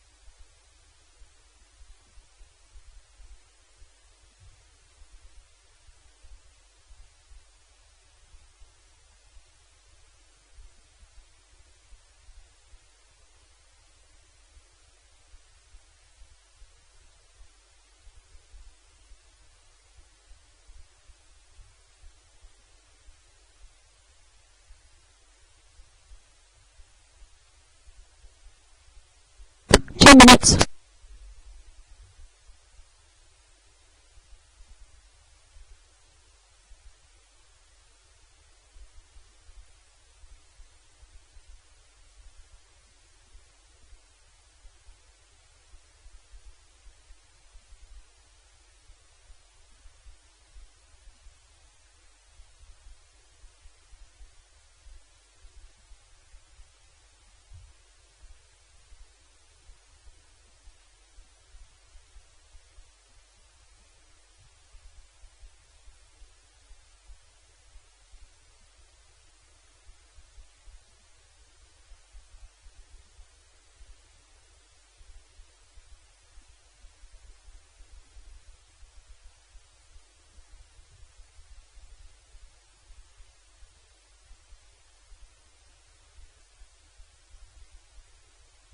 One minute.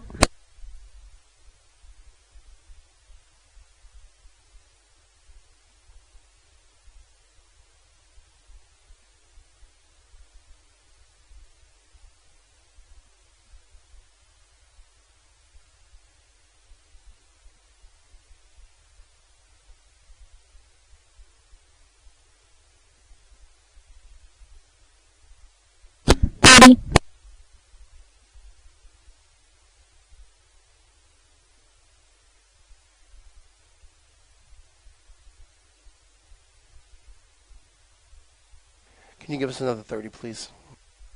Yes.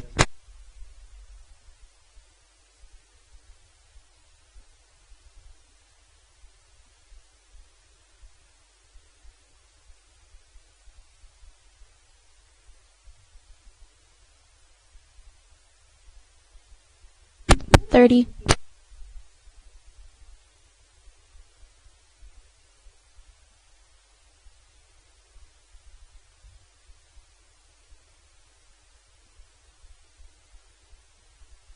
15.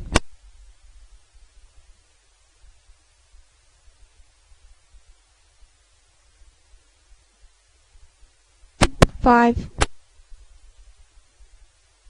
3, 2, 1, go.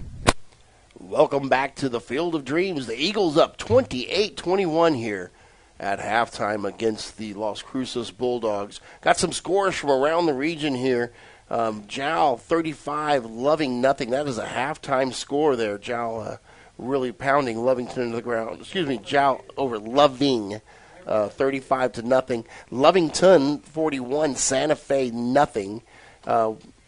We've got Eunice at 50 and Hagerman nothing at halftime, and that is going to be a final. They went ahead and ended that game using mercy rule. And then Tatum is losing to Fort Sumner. That is a 36-8 score. That is at halftime as well. So teams from around the region doing pretty good. And, other than Tatum losing, it looks like all the teams dominating their games as we get ready to get back here into second half action with your Eagles up 28-21. So we'll cut back to break, and we'll be back in about 1 minute. You're listening to the Hobbs Eagles football on YouTube.com.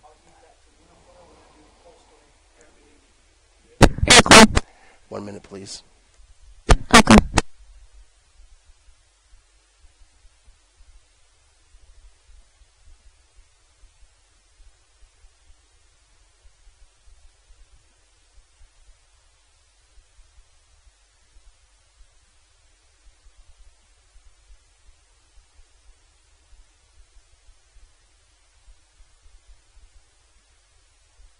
Can you come back in 30 or too late? Yeah.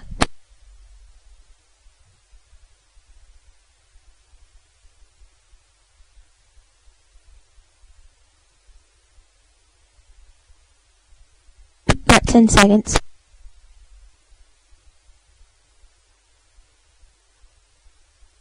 5, 3, 2, 1, go. 28-21 your score here at the Field of Dreams at Las Cruces. Ty Friend along with Brian Coltrane and Tiffany Stuber back at the station. A 7-point contest. This thing should be going down to the wire unless the Eagles can add on to this 7-point lead at this point. The Eagles getting ready to kick off, so a little bit of a advantage there for Las Cruces coach to try to get back in this. Yeah, that's what we're talking about, that if we went in tied or down by 1 touchdown, the Cruces were going to get the ball back. Going up 1 touchdown kind of negates that. If we get a stop here, we have a chance to go up 2. Eagles with 284 yards first half, 254 for Las Cruces. The kick is going towards the 5-yard line. Takes a bounce to the sideline, scooped up by Las Cruces, the 10, 15, 20, and tripped up at the 21-yard line. And looked like that thing was going out of bounds for just a second on the far right side, but kind of flopped right on the turf and stopped there as I finally decided to scoop it up with Jacob Maez. And he was in front of the Hobbs Eagle bench and then went down about 6 yards up the field. And I love the fact that they're starting at the 20 instead of starting upfield a bit. That gives your defense a little more room to work with. Las Cruces had 155 yards on the ground in the first half, 99 in the air. Barela with 113 and Lashley 42 on the ground. 21 yards of receptions for Maez, 35 for Libby, 24 for the tight end, and Barela with 19. Trips left, no receivers right, high snap, handoff, a little shuffle pass across the line of scrimmage. Might have been intercepted. We have to wait and see who came up with that. Big pile up. I think they're going to go ahead and give that to – we got the official stopping action here. That'll be a 1-yard pass. Okay, it was caught by Las Cruces. A little shovel pass across the line of scrimmage. We have a flag at the line, though. We have to wait and see what this is about. As I was wondering why the officials were stopping the clock on that one. I guess there was something happening at the line of scrimmage. And I think there may have been a hold on them. Let's see. Still waiting for the official. He's got his hand in the air. Oh, face mask. Going to be personal foul face mask. That's a 15-yard penalty. There would have been no gain on the play before that, but that's going to be a 15-yard tack on, and that will be a first down just because it goes past the first down marker to the 35. All right, you're the stat guy. How many flags is that on us versus them? Well, that's going to be the 4th penalty for the Eagles. That's a total of, 25, 40 yards, and it's only 2 for 10 for Las Cruces. So that will be a first down, and for the Bulldawgs, that's their 11th of the ball game. They'll now have it at their own 35. We're in the middle of the football field. Just underway here in the third quarter. Single receivers left and right as Lashley waits for the shotgun, hands it off up the middle and trying to go through the pile and mating a big wall by the Hobbs Eagles. David Barela, and he's going to go down. I don't even know if he got forward progress to the line of scrimmage, but a big couple of white uniforms in gold and black coming at him full speed. And Cameron Hernandez was the first one that arrived on location. Boy, they give the 1-yard forward progress to Barela. 10 carries for 114 now in the running game. Second down and 9 from the 37. So far, the defense is actually, other than the face mask, look pretty good here. They'll send 2 receivers left in front of the Las Cruces bench, one to the right side in front of the Hobbs Eagles. We got a blitz coming on the right side, then backing out of it, the linebacking core.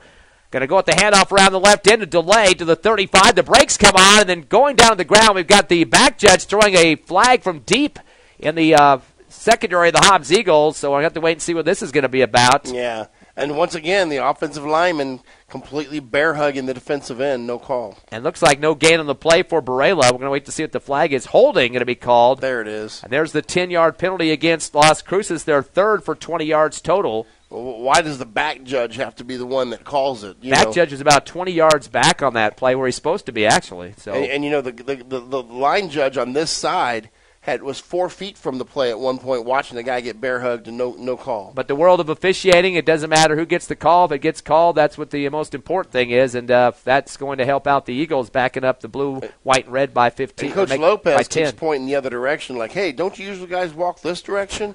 He's out there trying to get him to change directions. Back at the 27-yard line now. It's going to bring up a second down and 20 for Las Cruces on the left hash. They trail Hobbs 28-21. The last time these two teams played with the win for Hobbs was back in 2018 as the Eagles winning after up 20-0 in that ball game. And Las Cruces did score a few times, but double-digit win for Hobbs in that one here at the Field of Dreams. Last time the Eagles won, that is again 4 years ago. Shotgun to Lashley, fakes the handoff, one-step drop, stays pocket, throws it on the post route, caught at the 41-yard line, and it'll be dropped right there.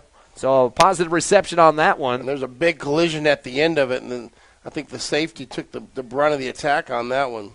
And that'll be a 15-yard reception for Las Cruces. That was Kennard Lewis with his first catch of the ball game. And actually that was Singleton that put the hit on, but I think Singleton got the worst of that one. So 15 yards on the reception, his first of the ball game. Las Cruces is now 10 of 13 in the passing game. That'll bring up a 3rd down and 5, though, from the 41, middle of the field.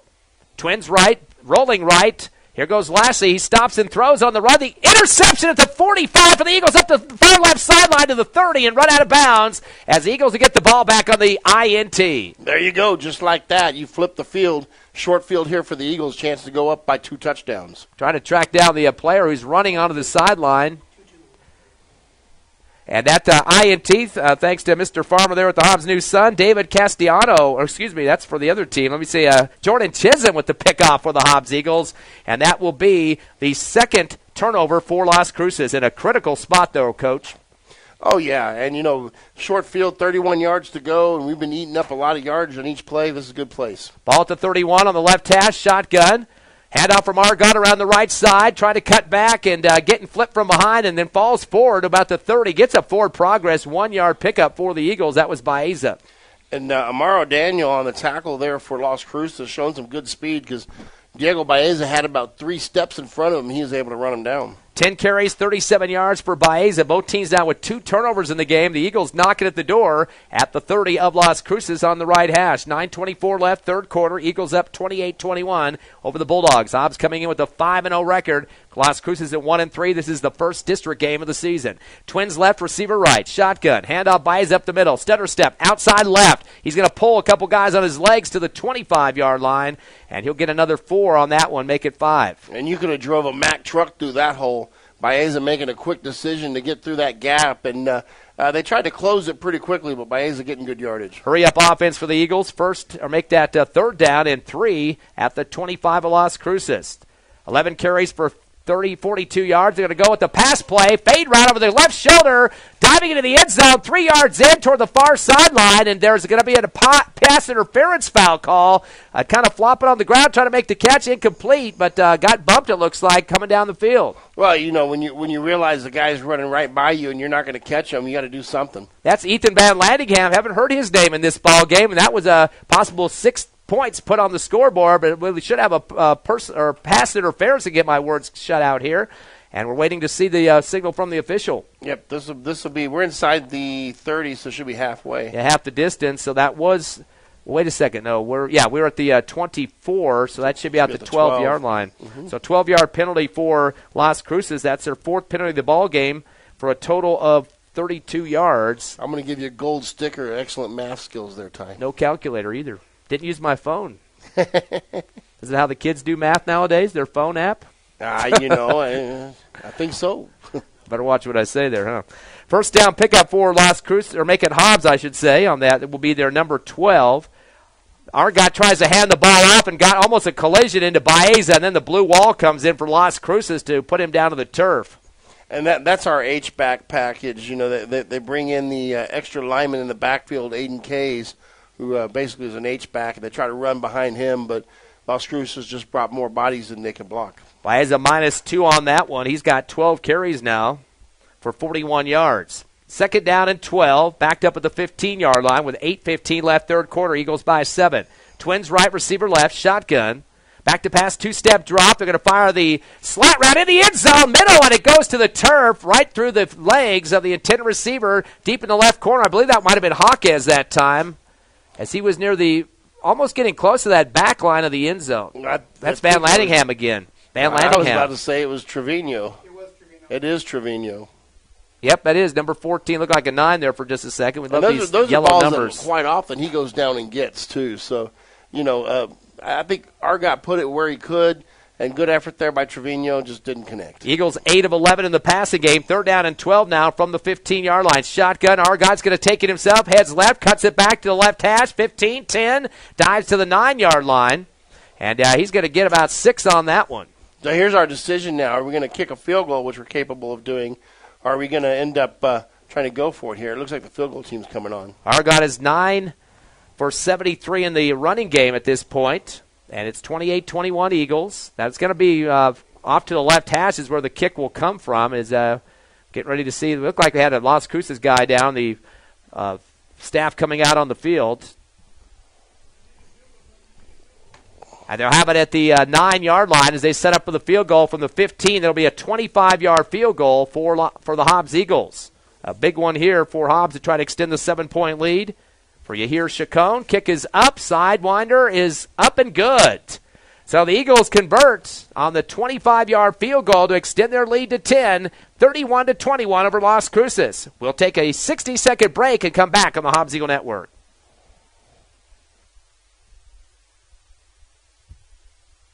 Okay.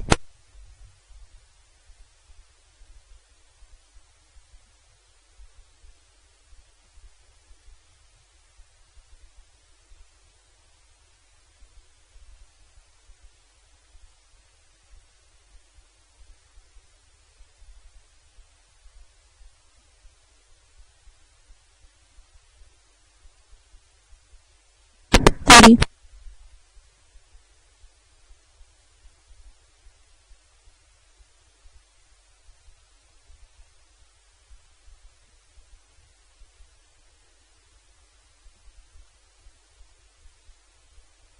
$15.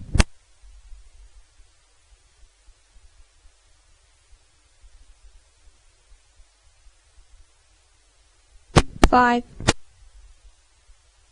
3, 2, 1, go. 7:44 left here in the third quarter. Eagles up 31-21 after a 25-yard field goal for Chacon, and now the Eagles kicking off with a 10-point lead. High one down, caught at the 7-yard line, make it the 3-yard line, brought across the 10, 15, 20, far side, 25, 30, and going down at the 34. That's where Las Cruces will start their next series, trailing by 10 here in the third quarter from the Field of Dreams in Las Cruces. Next week, Coach, big game for the Eagles, taking on number 1 Centennial home at Watson Stadium. Yeah, that's going to be a good one. We got to get through this one first. And we'll be tracking Centennial, although they don't have a game because of the bye week, but we'll talk about them in the postgame show, what they have to offer. 1st and 10 for Las Cruces at their own 35-yard line, trailing the Eagles 31-21. They'll send one receiver left. Got a couple receivers bunched up on the right side near the line of scrimmage, and a shotgun coming for Lashley. Delay handoff coming around the left end, getting chased in the backfield, trying to beat his defender is Barela, and he's going to be met in the backfield as he comes to the near sideline. A lot of lateral running on that one. The Eagles not going to bite as he gets put down in the backfield for a loss of 2. Hector Armendariz, the one that ended up running him down there. And he's got up a little gimpy, but he's still on the field. He's asking for a sub. That's the first negative rush for Barela in the contest. He's got 11 total carries for 112 yards, had 113 at the half. So that's his first minus of the ball game. It's 2nd down and 12 now for Las Cruces at their own 34-yard line. The clock at 7:05 remaining in the third. Well, that's a big win for Eunice tonight, the Mercy Rule shutout. So the Cardinals, number 2 in their division. Of course, Jal, number 1 in the state, 2 big Lee County teams. Yeah, absolutely. Ready for the shotgun for Lashley. Has double slot looks. Going to fake the, he gives the ball around the right end. Coming up the middle now, the 35, 40. Breaking a tackle, 50 into Hobbs territory, 40. Left sideline, 35. And straddled down from behind for the first down pickup. Yeah, and Isaiah Jackson ended up having to run him down from the opposite side of the field. But they had it contained initially, but he just kind of waited for his blocks to get out there and ended up getting a big run. Biggest run of the night for Barela. That's 33 yards for him. Moves the chains. That's 12 first downs for Las Cruces in Hobbs Eagle territory at the 33-yard line on the left hash. So that got the fans fired up here at the Field of Dreams with 6.5 remaining in the contest. 30 yards on the ground in the second half for Barela on 3 carries, 10 a pop. Of course, 33 kind of pads your numbers. Back up the line of scrimmage. Eagles have 4 in the box. Receiver right and left, handoff right to left, and here comes Barela once again and goes over the top of a pile and flattens out. And he'll be lucky just to get the forward progress 1-yard pickup in front of the Las Cruces bench on the left sideline. And that actually was not Barela. That was Shabazz. That was he was running the ball there 28. Yeah, he gets in. I was talking to the radio people before the game. He gets maybe 1 carry or a couple of catches the ball game. Plays mostly on defense, though. They are going to give him, looks like, forward progress, maybe a yard. Doesn't even look like they're giving him that much. It'll be a 2nd down long 9 from the Eagle 34-yard line.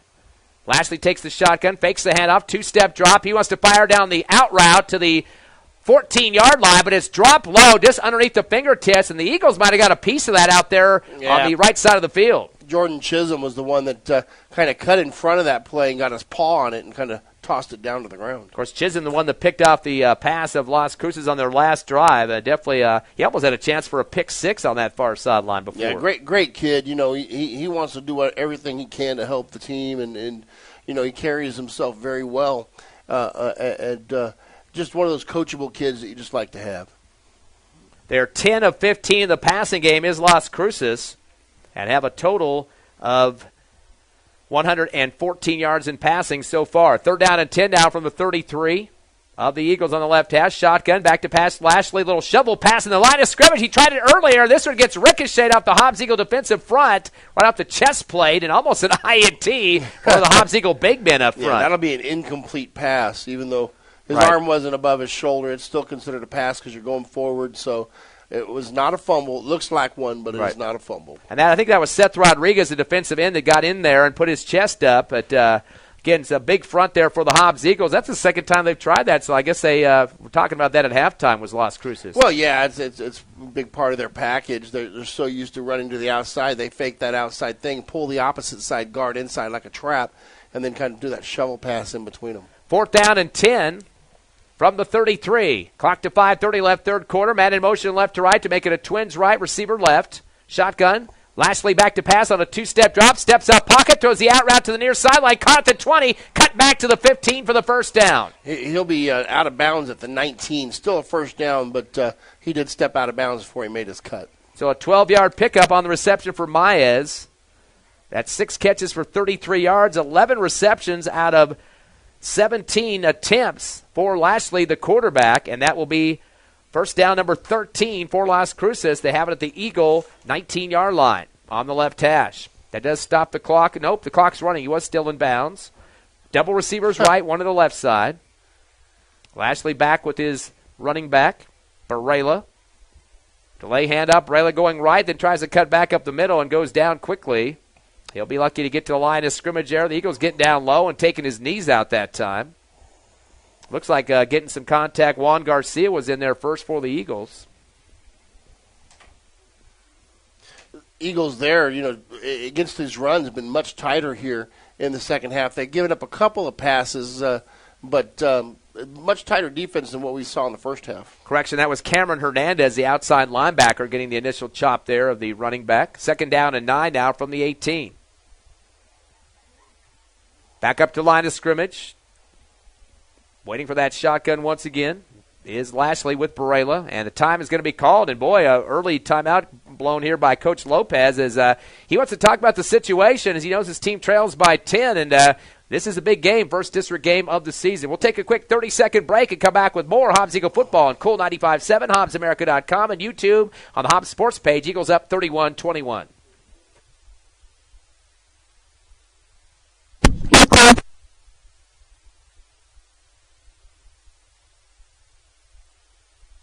We said 30, right, Ty? Yes, ma'am.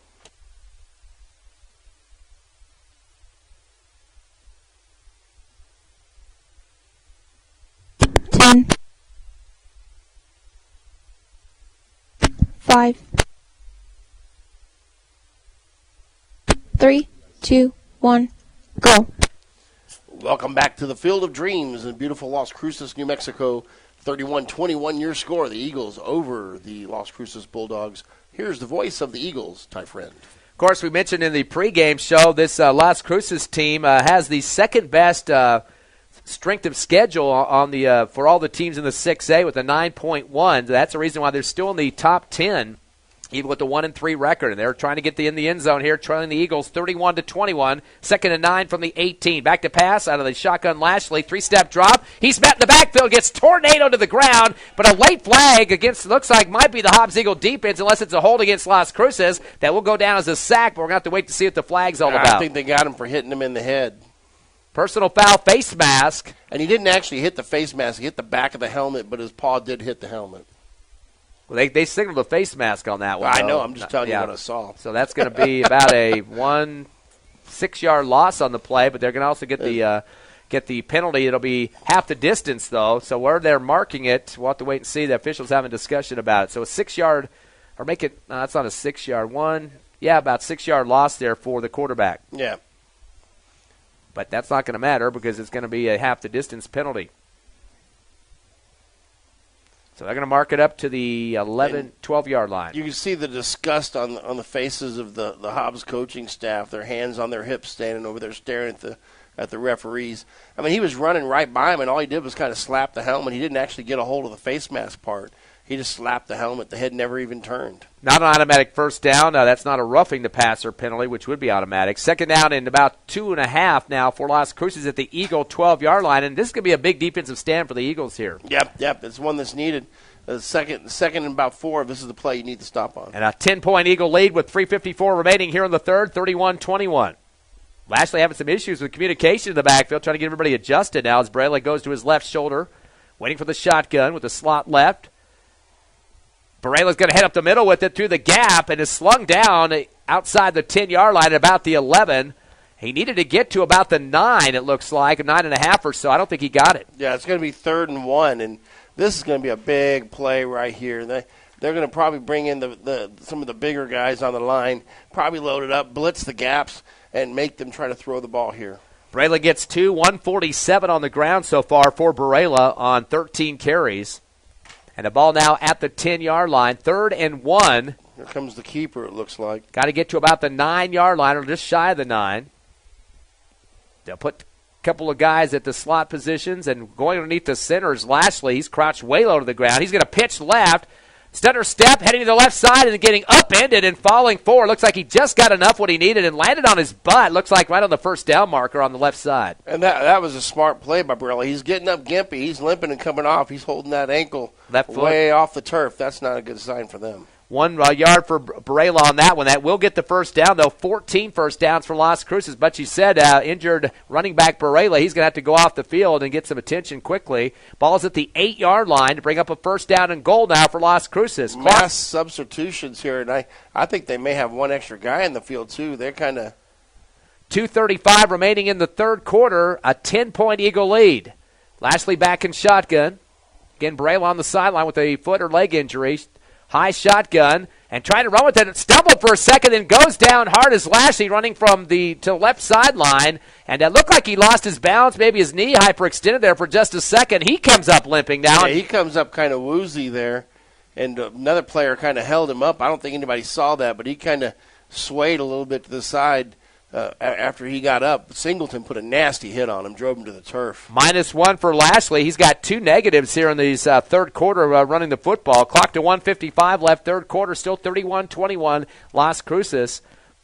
As the Eagles lead, or Hobbs leading by 10 over Las Cruces. And now they're facing a second down and goal and I think from this the 10. Is where they throw it. Twins right, receiver left. A lot of movement on the line for the Eagles. 5 in the front for Hobbs. On the defense, they're going to go with a quarterback keeper around the right side of the 10. 5 dives forward, slides across the field turf, coming into home plate there. I think they're going to give him the end of the slide. Maybe not. They're all the way back to the 5. So a 4-yard pickup for the quarterback, Lashley. He's got a total of 11 carries in this ball game for 39 yards. That'll put it at the 5-yard line, 3rd and goal from the 5, and the clock to 1:10. So Las Cruces has a full quarter to try to still deal with the deficit they're going to have. Even if they do score a touchdown here, they'd still be down by 3. And they brought Barela back in. Here comes a late sub after they've already broke the huddle. But they brought Barela back into the play. He limped onto the field, but I think he wanted back on. And Morales checks on, too, a 6'1" wide receiver. 3rd down and goal from the 5. Back to pass. Lashley going to loft it out to left flat. Ball bobbled in the air. Caught right across the end zone for the touchdown, the goal line. And that was the guy that just returned, David Barela, but a flag towards the goal line. I'm not sure. Somebody might have pushed up. Maybe he's the one that pushed up. I don't know. Let's see what they call here. It doesn't look like they're going to walk this back anywhere. That was a 5-yard touchdown catch, and he did a volleyball tip for it to himself. That's against Hobbs. That could be tacked on the kickoff if they want to take it then, because they want the touchdown, does Las Cruces, so they'll just wait for it to be deferred to the kickoff. And, I think they hit him while the ball was in the air, but he was behind the line of scrimmage. Holding penalty could be big if it's against Las Cruces. Defensive holding called on the Eagles. Yep, that's basically it. He was still behind the line of scrimmage, and they kind of started to tackle him before the ball got there. So the ball must not have been in the air yet, because if you call the hold, the ball would have to be in the air for a PI. So Not sure what the deal was, but they're going to go with the touchdown. It will be administered to the kickoff, the penalty, which would be 10 yards. But we got a 4-point game as we pinned the PAT here to try to make it 3 for Las Cruces in the deficit column. And stepping out for the kick for the Bulldogs is Dalen Walter after a 5-yard touchdown reception. Kick is up, and the kick is good. So we got 43 seconds left in the third quarter. It's a closer ball game now at the Field of Dreams in Las Cruces, 31-28. Your Eagles by 3. And before we go break, we have a flag on the play, and Coach Lopez is out halfway on the field. Just something else happened. I heard the coaching staff up here in the booth yelling for roughing the kicker because we saw a guy kind of get knocked around, an Eagle, but if you get knocked into the kicker by the offensive team, they're not going to let that go. I mean, we'll have to wait and see if they pull the flag up on this. You're all right, though. Coach is out on the field screaming at the Whitecap. I don't see the flag. Is the flag still down, though? Yeah, he picked it up, put it in his pocket. Okay, anyway, PAT good. We'll keep it right here. 43 seconds left, third quarter. 3-point Hobbs Eagle lead, 31-28. And we already have a holding penalty that's going to be marked off against the Eagles. And the flag is still sitting there on the 10. Yeah, it is. They're going to have to discuss how many yards that could be. If that would be a roughing the kicker, which is 15 yards, and then a 10 with the Eagles. But, you know, that end back that's blocking for them is pushing him as he comes around and pushing him toward the kicker. Yeah, that's what I'm saying. If the offense knocks a defensive I think they might have picked this flag up. Didn't see a signal. Yeah, if you knock a defensive player into your kicker, they can't call that a penalty. That's just inadvertent. Yeah. So we're going to mark off the yardage here. It's going to should be a 10-yarder, which that means Las Cruces will get to kick from the 50-yard line instead of the 40, which definitely advantage to them. Our players haven't realized it and backed up yet. Yep, they're calling them both. Here comes another march off. Well, now he's stopping at the 45, so that would just be a 15-yard mark off. What the heck would that be for? Well, they did a hold and then a running into the kicker. Oh, that's, 5 instead of 15. So that's, running into the kicker's a 10-yard, not as bad as the big 15-yard penalty. So that's going to be at the 45-yard line of the Eagles as wait to see what Coach Lopez decides to do with the kickoff here with a 3-point deficit. Still 43 seconds left here in the third quarter. It's starting to drag towards the end here in the third. And here's more discussions. I didn't know we were going to have a convention here tonight. So Myers came up with that was the touchdown coming from Barela, his third catch of the ball game for 24 yards. And he came off injured just a play before that, so he was able to get back out on the field and little volleyball set to himself to get the touchdown. Then the holding penalty against the Eagles, then a roughing running into the kicker by Hobbs as well. So 2 penalties added on there for 15 total. Kickoff is going to go to the end zone, trying for a field goal, looks like, and it goes left of the upright. Boy, that almost went through, too. It would have had the distance. So that will not count, though, but the Eagles are having it at the 20-yard line. And, Coach, any momentum shifts at this point, even though Las Cruces did score? Is it in their column right yet? It depends on what we do here. I mean, at this point, we're not down on ourselves. We still have the lead. But if they stop us, that would be a momentum shift. So I think it's very important we go down the field and put one in. First down and 10 from the 20 for the Eagles. They lead 31-28, 43 seconds left, third quarter. Trips left, receiver right. Argot takes the shotgun, hands the football up the middle, and dragging people with him, getting ahead just a battering ram style for Hobbs is Beza, excuse me. He's got now 13 carries in the ball game, and that one's going to be for 8 yards. Yeah, at this point, they're probably just going to let that time go off. We've got an injured player on the field, too, so that does stop the clock as number 64 for Las Cruces. That's Riley Mendez. He's a 5'7", 210-pound defensive lineman. Yeah, that's a guy that radio staff from Las Cruces tell me is their key defensive lineman, so that's a bad miss for them to have to come out of the ball game at this point. And, again, Hobbs, second down and 3 now from the 27-yard line with 29 seconds left, third quarter, up by 3. Twins right and left, both for the Eagles receiving corps sides. As Argot talks to his line, then backs up with a shotgun. Goes back to Baez up the middle, breaks through 30, 35, 40. Nice stutter step, 45, and is down to the 49-yard line. I think that stutter step was so brazen. He almost lost a little bit of his momentum there. He got this back up to speed. Big run there by Baeza. 21 yards for him. That's his first or longest rush of the ball game. That will be 13 first downs for the Eagles now at their own 48. Clock to 8 seconds. See if the Eagles can run one more before the end of the third. They're going to drag everybody off sides for the defense. Nice hard count for Argot. He's known for that. That'll be a 5-yard penalty for the blue, red, and white. And, sometimes going on 2, catching them right off guard like that's a free 5 yards. You got to love it. Clock to 4 seconds. And that'll back it or move it forward to the 47-yard line of Las Cruces. Hobbs Eagle football on the right hash of the 1st and 5. And they already start the clock before the Eagles step back up to the line of scrimmage and runs out from 5, and that will end the third quarter of play. So we're going to head to the finale here. 3-point lead for the Hobbs Eagles, 31-28. Will Hobbs come out with a 6-0 record? We'll see here in just a few minutes live on Cool 95.7, HobbsAmerica.com, and YouTube on the Hobbs Sports page. Your clock.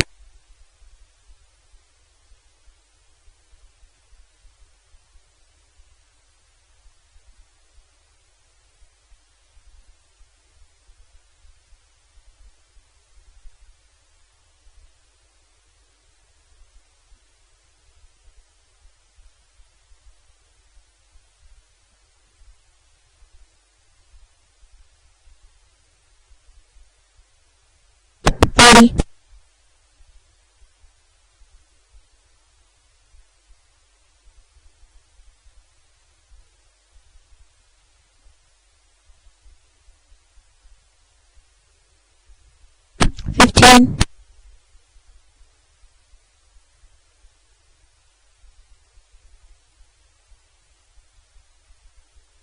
Five, 3, 2, 1, go. Welcome back. 31-28. The Eagles up by 3. Here's the voice of the Eagles, Ty Friend. We start the fourth quarter. The Eagles with a first down, or make it second down and goal now from the 47 of Las Cruces. And the officials still having a little bit of a powwow here right near the football. Referees convention. Now the scoreboard says 1st and 5, and the down marker on the field says second down. And now they might be doing a change. Yep, now they're changing the down marker to first down, which might have been part of the problem there. But still long discussion going on here in the middle of the field. Did we have a flag? My memory is shot. Did we have a flag on the last play? We had an offside. That hard count. Okay, perfect. Omar Argot with the hard count got about 5 guys jumping from the Las Cruces side. It seemed like a year ago. Still a long discussion going on. Whitecap has come over to the line judge in front of the Las Cruces bench now here on the left sideline. Maybe he's coming over to Coach Lopez to get some advice. Coach took off his headset and had 1 or 2 words for the Whitecap official, and he's going back to the backfield now. So Hobbs should get their play. 1st and 5 from the 47 of Las Cruces. Eagles up 31-28. 5-0 on the season, 1-3 for Las Cruces. Hobbs coming in at number 4 in the Max Preps poll. Las Cruces at number 8. Twins left and right. Shotgun now for Argot. Waiting for the snap. Looks like a little movement on the left sideline or left side of the line, and then finally the official gets the play stop. And that's been kind of the problem. Some of the plays that continue to run, and Eagles still got the ball handed off there, and still got a few seconds of a play, which should have been shut down about 2 seconds before that. But they're going to go with the false start on the left side of the line. Well, that negates the jump that you got from them, So you start over 1st and 10 like the last 2 plays never happened. 8 penalties against the Eagles. That one for 5. So just gave back the 5 that they gave on the defensive offsides earlier here. Back at the 48 of the Eagles now. 1st and 10. Twins left and right. Argot takes the shotgun. Fakes the hand to Tobiza. Fires a curl route to the 45 far sideline. That'll be a first down plus. And still dragging people with them. They're finally going to call it dead. He stayed upright. And that will be Trevino, I believe, for 12 on that one. I'm seeing a single digit over there. That's Jaquez. That was Jaquez number 2. I see Trevino over there as well, but that's 12 yards regardless we'll give that to Jaquez. That's his 4th catch for 96 yards total. Eagles are now 9 of 12 in the passing game. 75% connection was the first down. Hand off to Baeza on the right hash. He goes straight up the field and picks up another 4. And you know what? I like this when you're picking up 3 and 4 like that from Baeza. It's going to open everything else up, plus it eats a lot of clock. 2nd down and 8. Only going to give him 2 yards that time. Ball be at the Las Cruces 37-yard line. Clock to 11:30 left. 4th quarter. Hobbs up by 3. Twins left and right. Argot in the backfield with Baeza. Quick comeback route to the 38. Catch made on the far sideline. Tornadoed around out to the 35, maybe the 34-yard line. He just kind of grabbed that back of the neck right there and kind of spun him around there. Surprised we didn't see a horse collar. That's Hawkes again. He's got 4 on that one. Now gets to the 100 yards that he's picked up in 5 catches so far. That was for 4. Eagles now 10 of 13 in the passing game. 3rd down and 5 from the 34. They pull out of their offensive call. Little audible check here. Twins left and right. Going to move Baeza from the left shoulder to the right of Argot.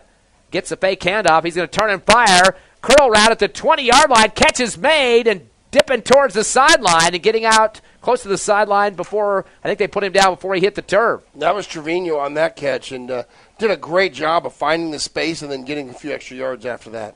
Looks 12 for Trevino. He's got 5 catches for 98 yards now. The 15th first down, 11th reception out of 14 attempts for Argot. It moves the chains to the 19. Running the clock at 10:28 left in the 4th. Hobbs up 31-28 over Las Cruces. Last time they beat this Bulldawgs squad was in 2018, 4 years ago. Twins left and right. Argot takes the shotgun. Turns and fires to the right sideline. Caught on the flat at the 20. And pulled down at the 15-yard line, going ahead for 4 extra on that one. Yep, and Hawkes doing a great job of finding the seam. Good block there by Trevino to open it up. Second 4-yard catch for Hawkes here in the second half. He's got 20 yards, 104 total, 20 in the second half on 6 catches in the ball game. You've gone that direction enough. Now it's time to fake that direction and send somebody deeper. 2nd down and 5 now from the 15. A little bit longer of a snap count for Argot. Gives it to Baeza, heading to the right, to the 10, to the 5, to the end zone for the touchdown. And Baeza did a little bit of a Barry Sanders shimmy right there. He got in the middle of that offensive line and then all of a sudden did a stutter step and kicked it to the outside, put it in second gear, and went. Hey, he's got his 4th touchdown of the ball game, that one for 14 yards. So Baeza into the end zone, and the Eagles extend their lead to 37-28, up by 9. Very important scoring on that one for Hobbs. Now going to try to get it to double digits with the extra point attempt here by Yahir Chacon. Waiting for the snap. It's good, and the kick is up, and it is good as well. 9:42 left here in the 4th. The Eagles 38, Las Cruces 28. 10-point lead as we're back in 60 seconds on the Hobbs Eagle Network. Clear.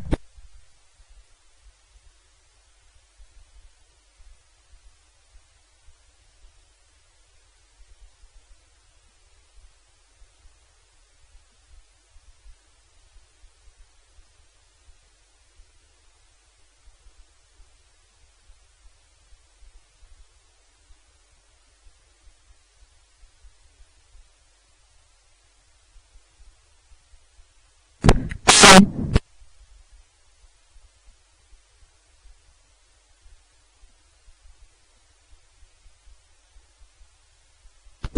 $15, 10, 5, 3, 2, 1, go. Welcome back to the Field of Dreams. 38-28, your Eagles lead. Here's the voice of those Eagles, Ty Friend. Diego Baeza with 4 touchdowns so far tonight, 2 for 14, 1 for 8, and 1 for 1.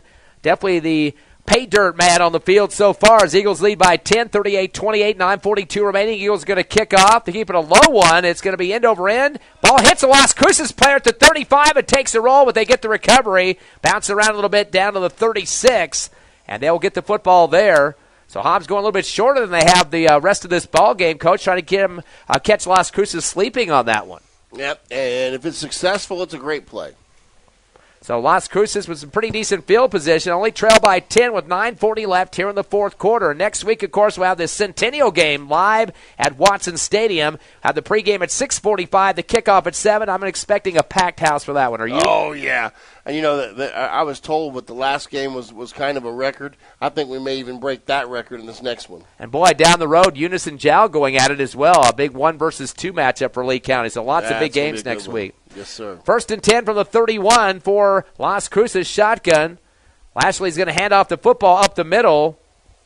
And just getting powered under pretty quickly, the running back Barela. And he had nowhere to go on that one. He was dancing around there looking for a place to go. He didn't attempt to run with power like he was doing earlier in the game. I think he may be a little bit gun-shy after that injury. No gain on the play for Barela. Did have 3 touchdowns in the first half, 19, 22, and 3, and then a 33-yard rush in the second half, but nothing else much other than that 33-yard. He's had 1 for 1, 2, 1, -2, 0 on that one. So I do think you're right. That injury has kind of affected him. Second down and 10 from the 36-yard line. Shotgun. Lashley's going to run it himself right side, tucks it in the right arm, bicep, and he's going to be met at the line of scrimmage and not get much more than that. Yeah, that was a big hit there, and it looked like Singleton was the one that put the helmet on him right off the gap. So that's going to be no yards on the game or no yards on the play that time for the quarterback, Lashley. And here we are forcing them into a 3rd and long situation. When we've had them forced to pass in 3rd and long, we've been able to get pressure on the quarterback. The times they passed well is when it's been short distance to a first down. I guess they're going to give him forward progress, so give Lashley 2 on that play. And it's going to be a 3rd down and 8. Shotgun back to Lashley at the 33 is what we're waiting for. 4 in the front box of the Eagles. 2-step drop. Lashley's going to be flushed out right. He's heading to the sideline, gets ripped hard and pulled down to the ground at the 36. And, boy, he took a shot that time. Yeah, and trying to get the number that looks like number 12 on the tackle for the Eagles. That is Derek Hall, listed sophomore corner, come up and made the play. That'll be a loss of a couple yards on that one.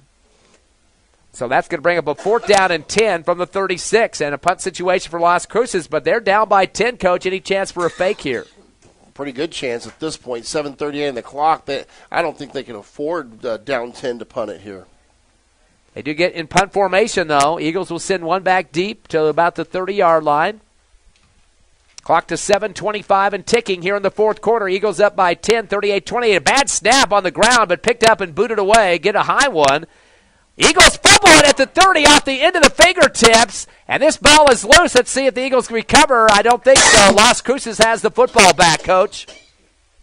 The second recovery off a punt return. The Eagles gave up one in the first half, and now the second half as well, and that was not a good situation. And it looks like we got a Las Cruces player hurt on the guy that recovered the football for the Bulldogs.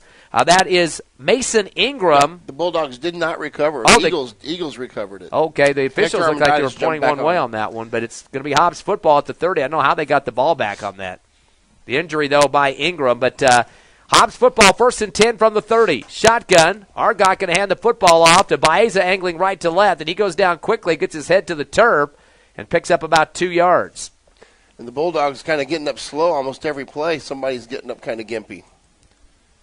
Of course, Baeza just got that 14-yard touchdown rush earlier in this fourth quarter. Clock to 6:55 remaining. 2nd down and 8 now for Hobbs, taking their time in the line of scrimmage to run some clock here.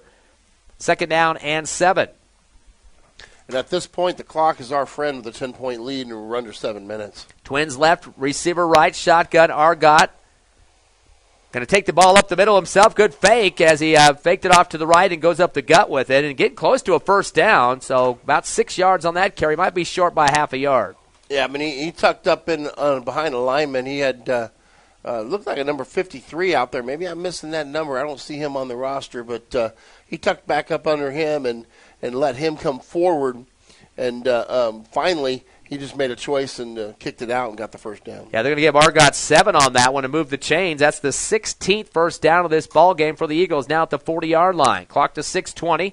Still running that clock. Eagles all looking to the sideline now. They know the clock is in their pocket at this point with a 10-point lead, 38-28 over Las Cruces. I'm trying to find the play clock. I don't think they have one on this field. Yeah, I don't see one tonight.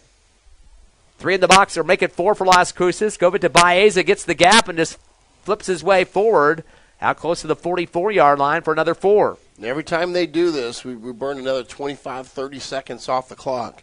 So, I mean, if we just keep grinding 1st downs, 4 and 5 yards a pop, it's going to be in the game. 18 carries for Baeza here in the ball game.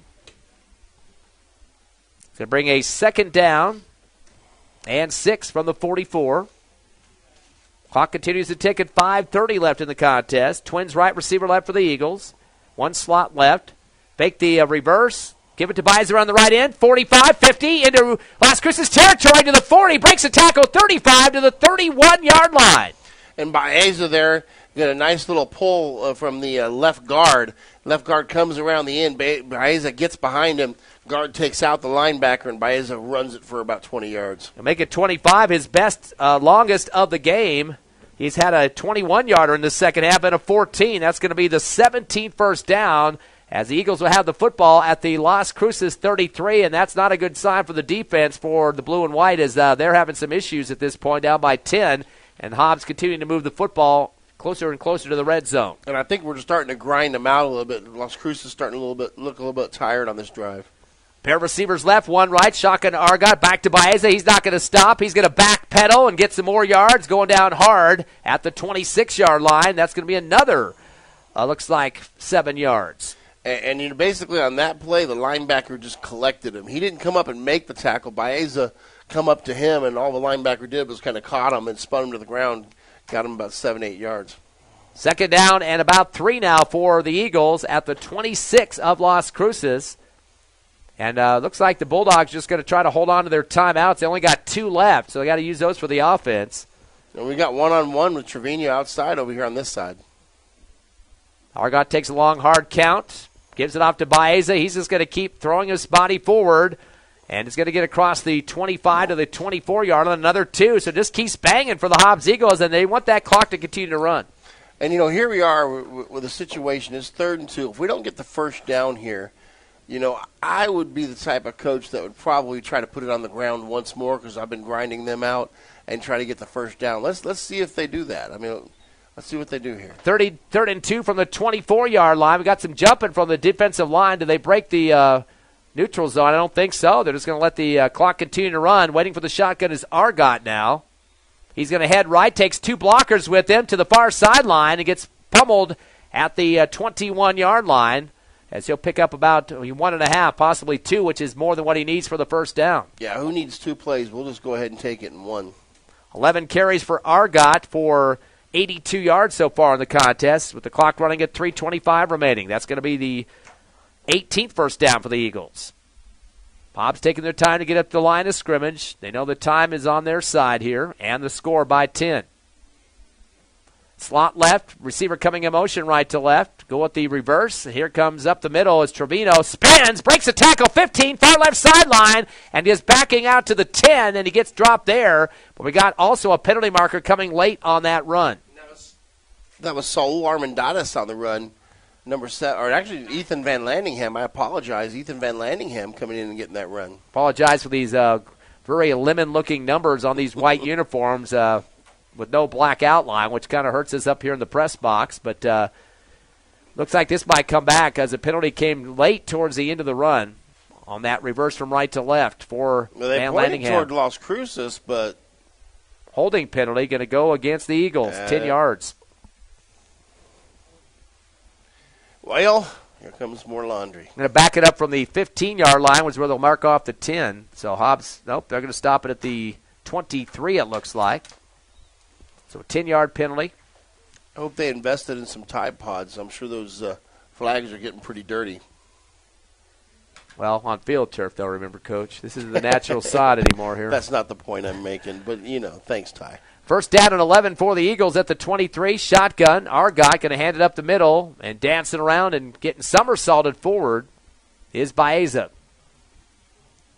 And I think that actually may have been Van Landingham again. 6 yards on the pickup. Yep. They brought Van Landingham as a second back in the backfield there and handed off to him.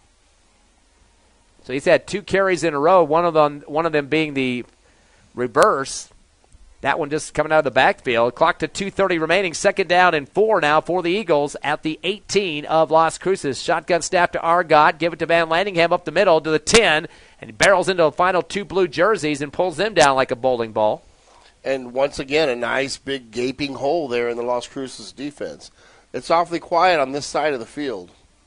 9-yard pickup for Van Landingham to move the chains. 2 carries for 15 for him. Now 19 first downs for the Eagles. And finally, Las Cruces calls a timeout to stop the clock with 2:20 remaining. It's 38-28. Eagles in the red zone up by 10. We'll come back in 30 seconds on the Hobbs Eagle Network.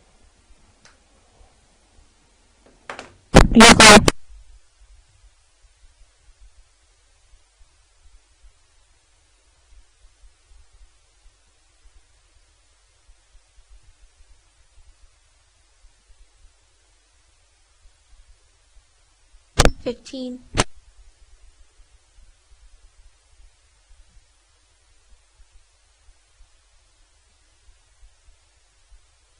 Five, 3, 2, 1, go.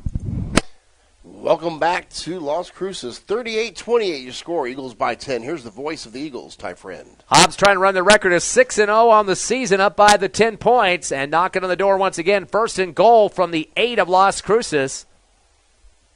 As we come back from the timeout, split formation backfield, as Argot waiting for the shotgun, his 2 backers back there with him in the backfield. Has a receiver left, 1 and 2 on the right side. Delay handoff coming up the middle from left to right, and they're going to pile up at the line of scrimmage there. But that will run the clock for the Eagles. It actually works in their advantage. So maybe back to the line of scrimmage. We'll have to wait and see on that one. That was Van Landingham, I believe, once again. And it looks like a timeout on the field. They're going to give Van Landingham 3 yards on that carry.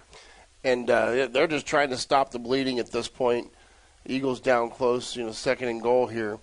At this point, whether we score or not, it's not as relevant as making sure that time keeps ticking. That time is more important. But if you do get another score, it's going to end the game for sure. Coach, next week, Centennial coming in with a 4-1 record. Have a bye this week.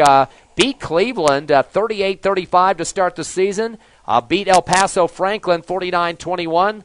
Lost to La Cueva 28-21, but then beat Mayfield in their last game 49-13. And then also, Oregon Mountain they defeated 49-13 as well. But looking at that, some of the games that the one game that they lost to La Cueva, one of the top teams in the state, just by 7 in that one, 28-21. Yeah, the Centennial is considered one of the best teams in the state, and I really think that next week is going to be the barometer. You kind of talked about it being this week. It's a 1-3 team. Yeah, they're a good 1-3 team, but I think next week really is the barometer. Yep, and again, number 1 in the state. The Eagles coming in at number 4. Should be a packed house there at Watson Stadium. Second down and 9. Second down and goal from the 9. Here come the Eagles with a shotgun. Man in motion right to left. Long snap count here. Hand to the tailback, right up the middle, into the end zone for the touchdown. A 9-yard rush and another score for the Eagles. That is number 9, Ethan Van Landingham. And they kind of went to him this series and let him be the grind-out back, and Van Landingham did a great job. Yeah, he's had 4 carries here in the fourth quarter late for 27 yards and the touchdown there. Probably putting the icing on the cake for the Eagles in this one. 2 touchdowns here in the fourth quarter for Hobbs. They lead now 44-28, 2:06 left. It looks like the extra point is going to end up putting us up to 45 points here. I mean, that's a pretty good show for coming into Cruces. Chacon's kick looks like blocked at the line of scrimmage. Yeah, that one, the holder couldn't quite get the ball down. It kind of squirted to him, and he put the ball on the tee flat. He didn't stand it up, and Chacon kicked it anyway. So, unfortunately, a missed extra point. So, 44-28 is the final, and looks like the Hobbs Eagles, or not the final, but 2:06 remaining. That might be the final here, and hopefully 2:06. We'll see if that works out. We'll take a quick 30-second break, and we're back live on HobbsAmerica.com, YouTube, and on Cool 95.7.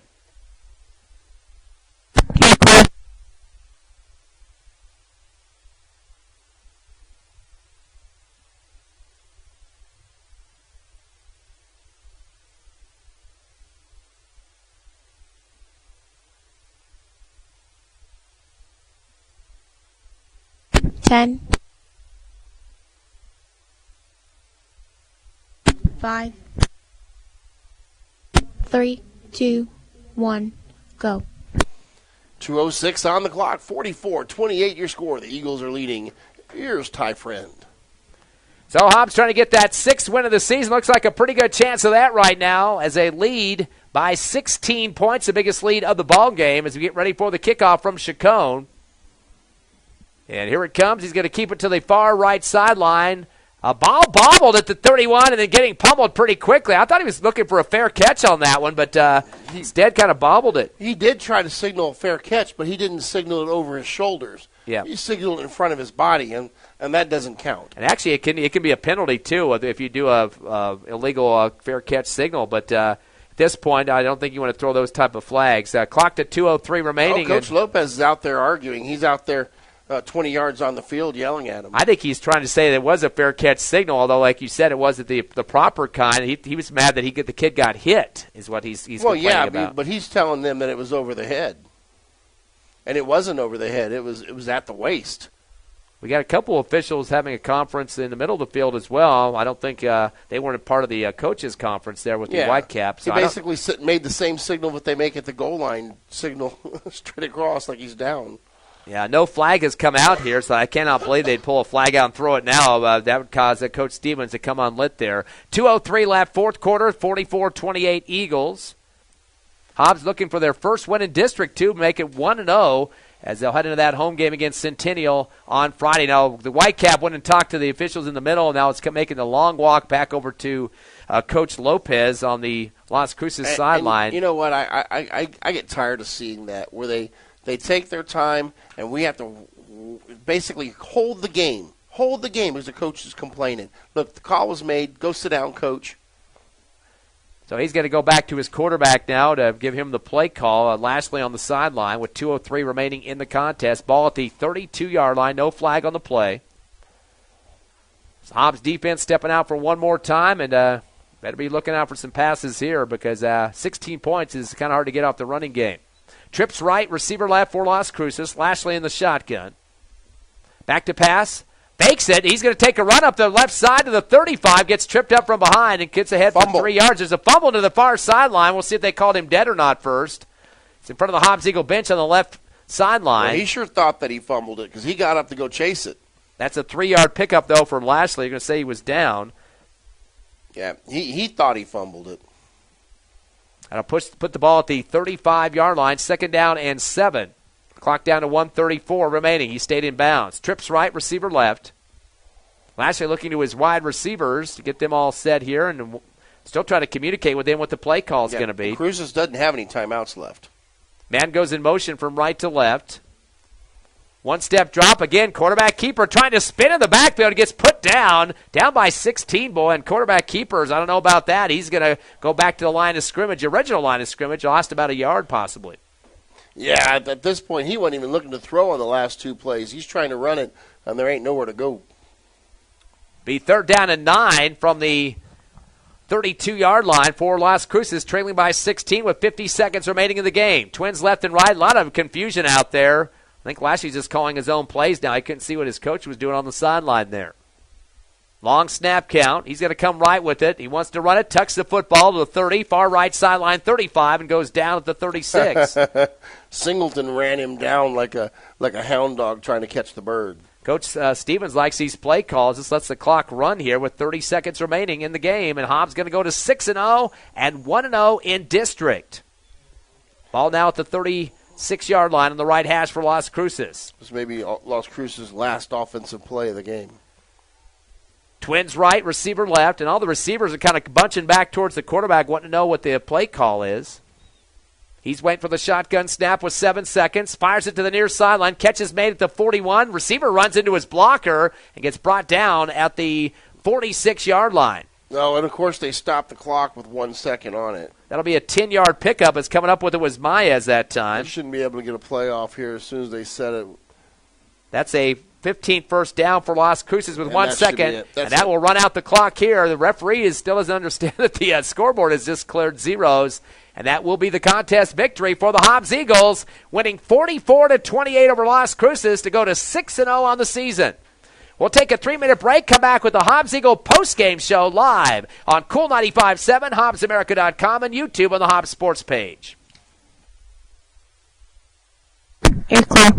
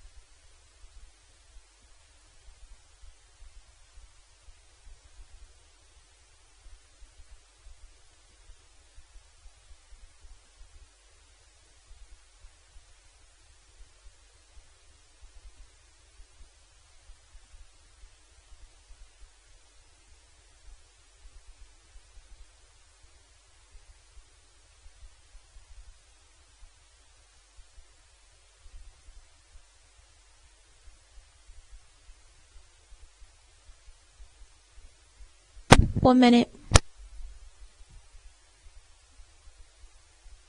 One more, please. Okay.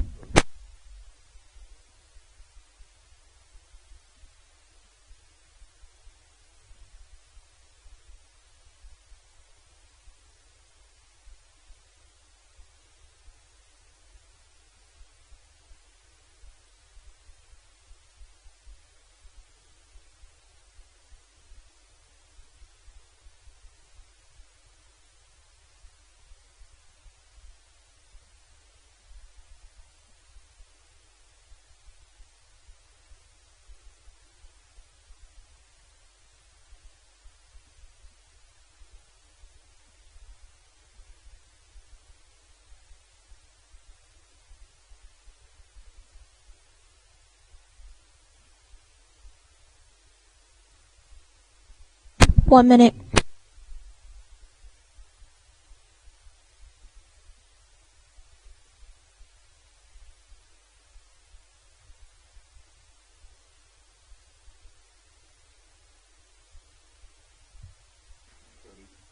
Thirty more.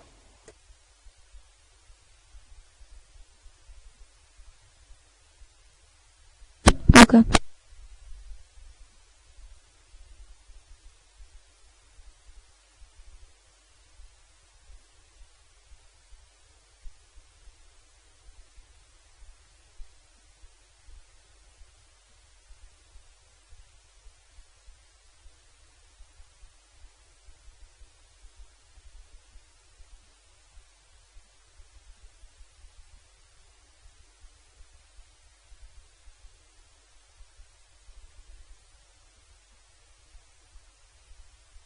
$30.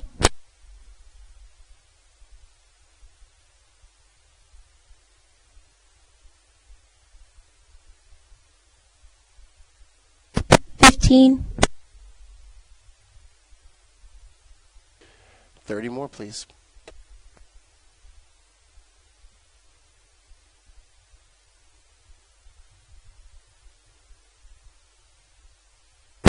$30.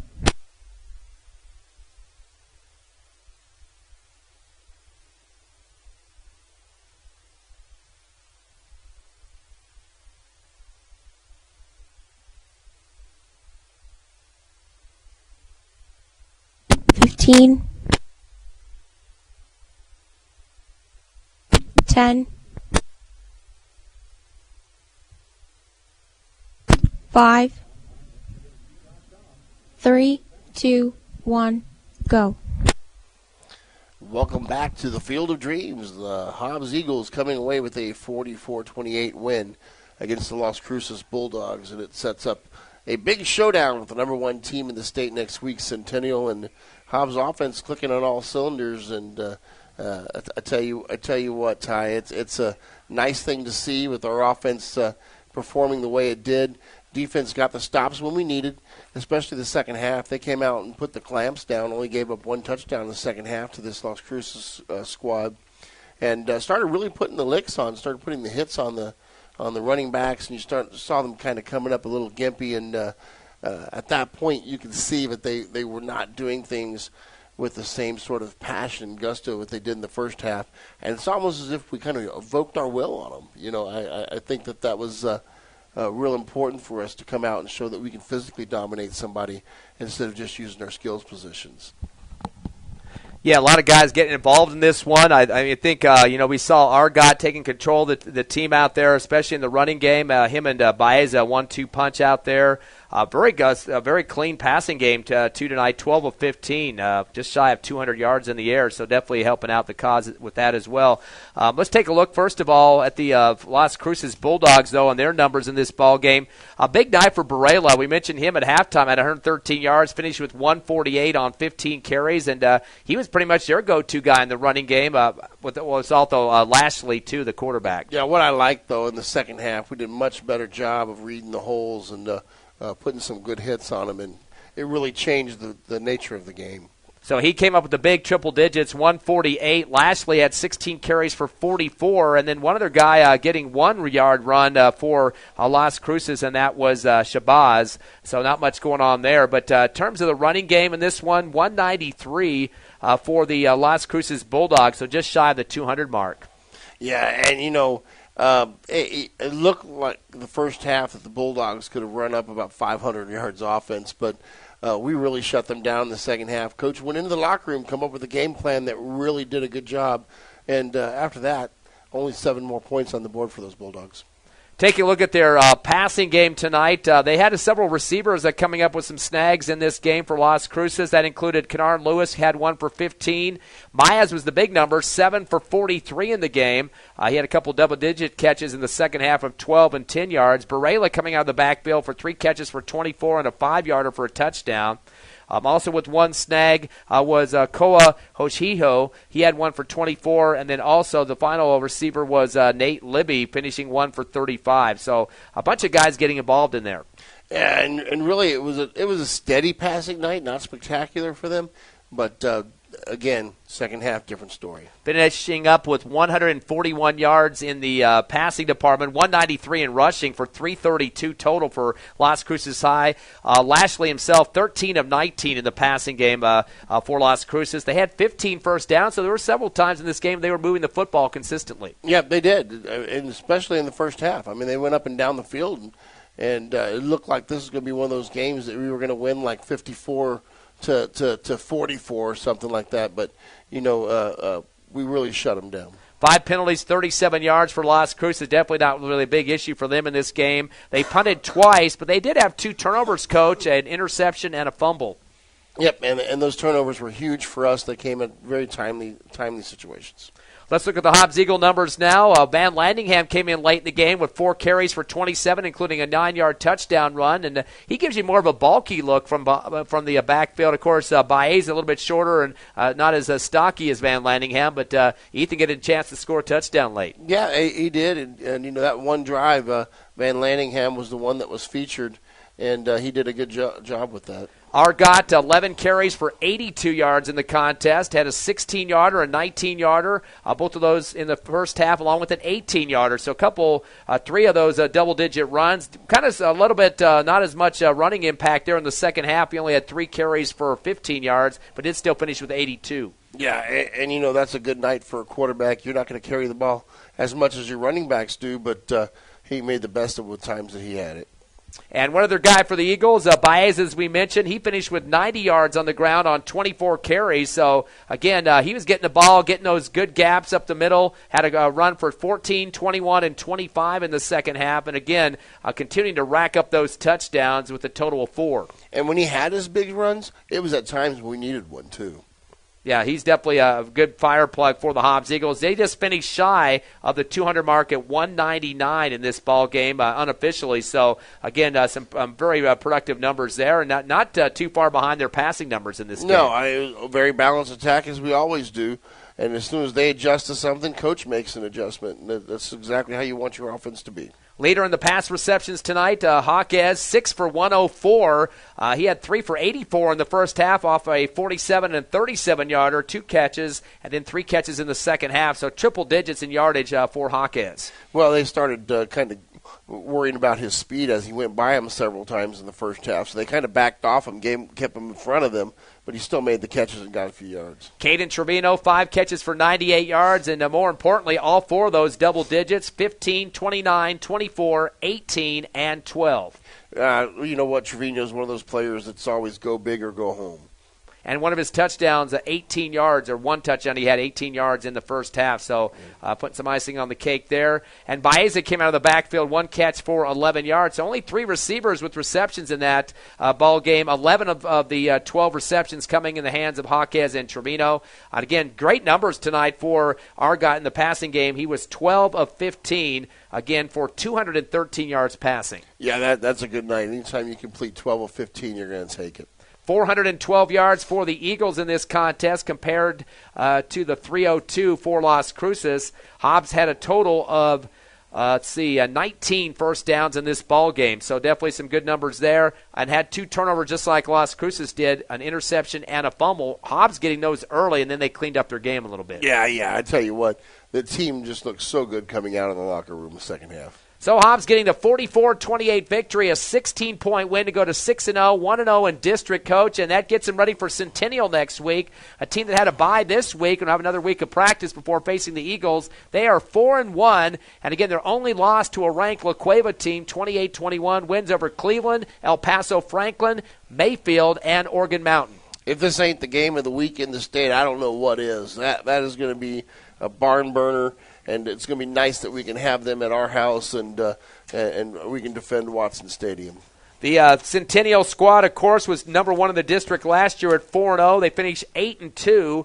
They got defeated, though, by Las Cruces in the quarterfinals, an upset 35-21. So that was kind of a downplay there for that Centennial squad. Right now they're ranked number 1 in the state. And, of course, the Hobbs Eagles at number 4. So Centennial has one of the better strength of schedules, too, at 7.8. So definitely going to be a force to be reckoned with. But, again, the Eagles get them at Watson Stadium. Yep, I think that's going to be a big boost. We want that crowd loud and proud and getting into it. And I think it's going to be exciting. We mentioned tonight earlier, Eunice getting a big win. Was it 50-zip the final in that one, Coach? Let's see. We got the scores coming in from Tiff back at the station. We thank her for that. She always takes care of us. Final scores, Jow 50, Loving 14. That's a final. Fort Sumner defeated Tatum 44-8, and Lovington was up on Santa Fe 55-8. That was in the fourth quarter. Okay, so that's the Lee County wrap-up for you on the scores. Again, the Eagles get that 6-0 record, 44-28 over Las Cruces, 1-0 in district. Next week, Friday night, we'll be at Watson Stadium against Centennial. Pre-game show, 6:45, the kickoff at 7. And don't forget, we get you live Hobbs Eagle football coverage every Friday night and a couple of Saturdays as well at Cool 95.7, HobbsAmerica.com, and YouTube. Have a great rest of a Friday night of the weekend out there. You're clear. Thanks, Tiff. Drive safe, guys.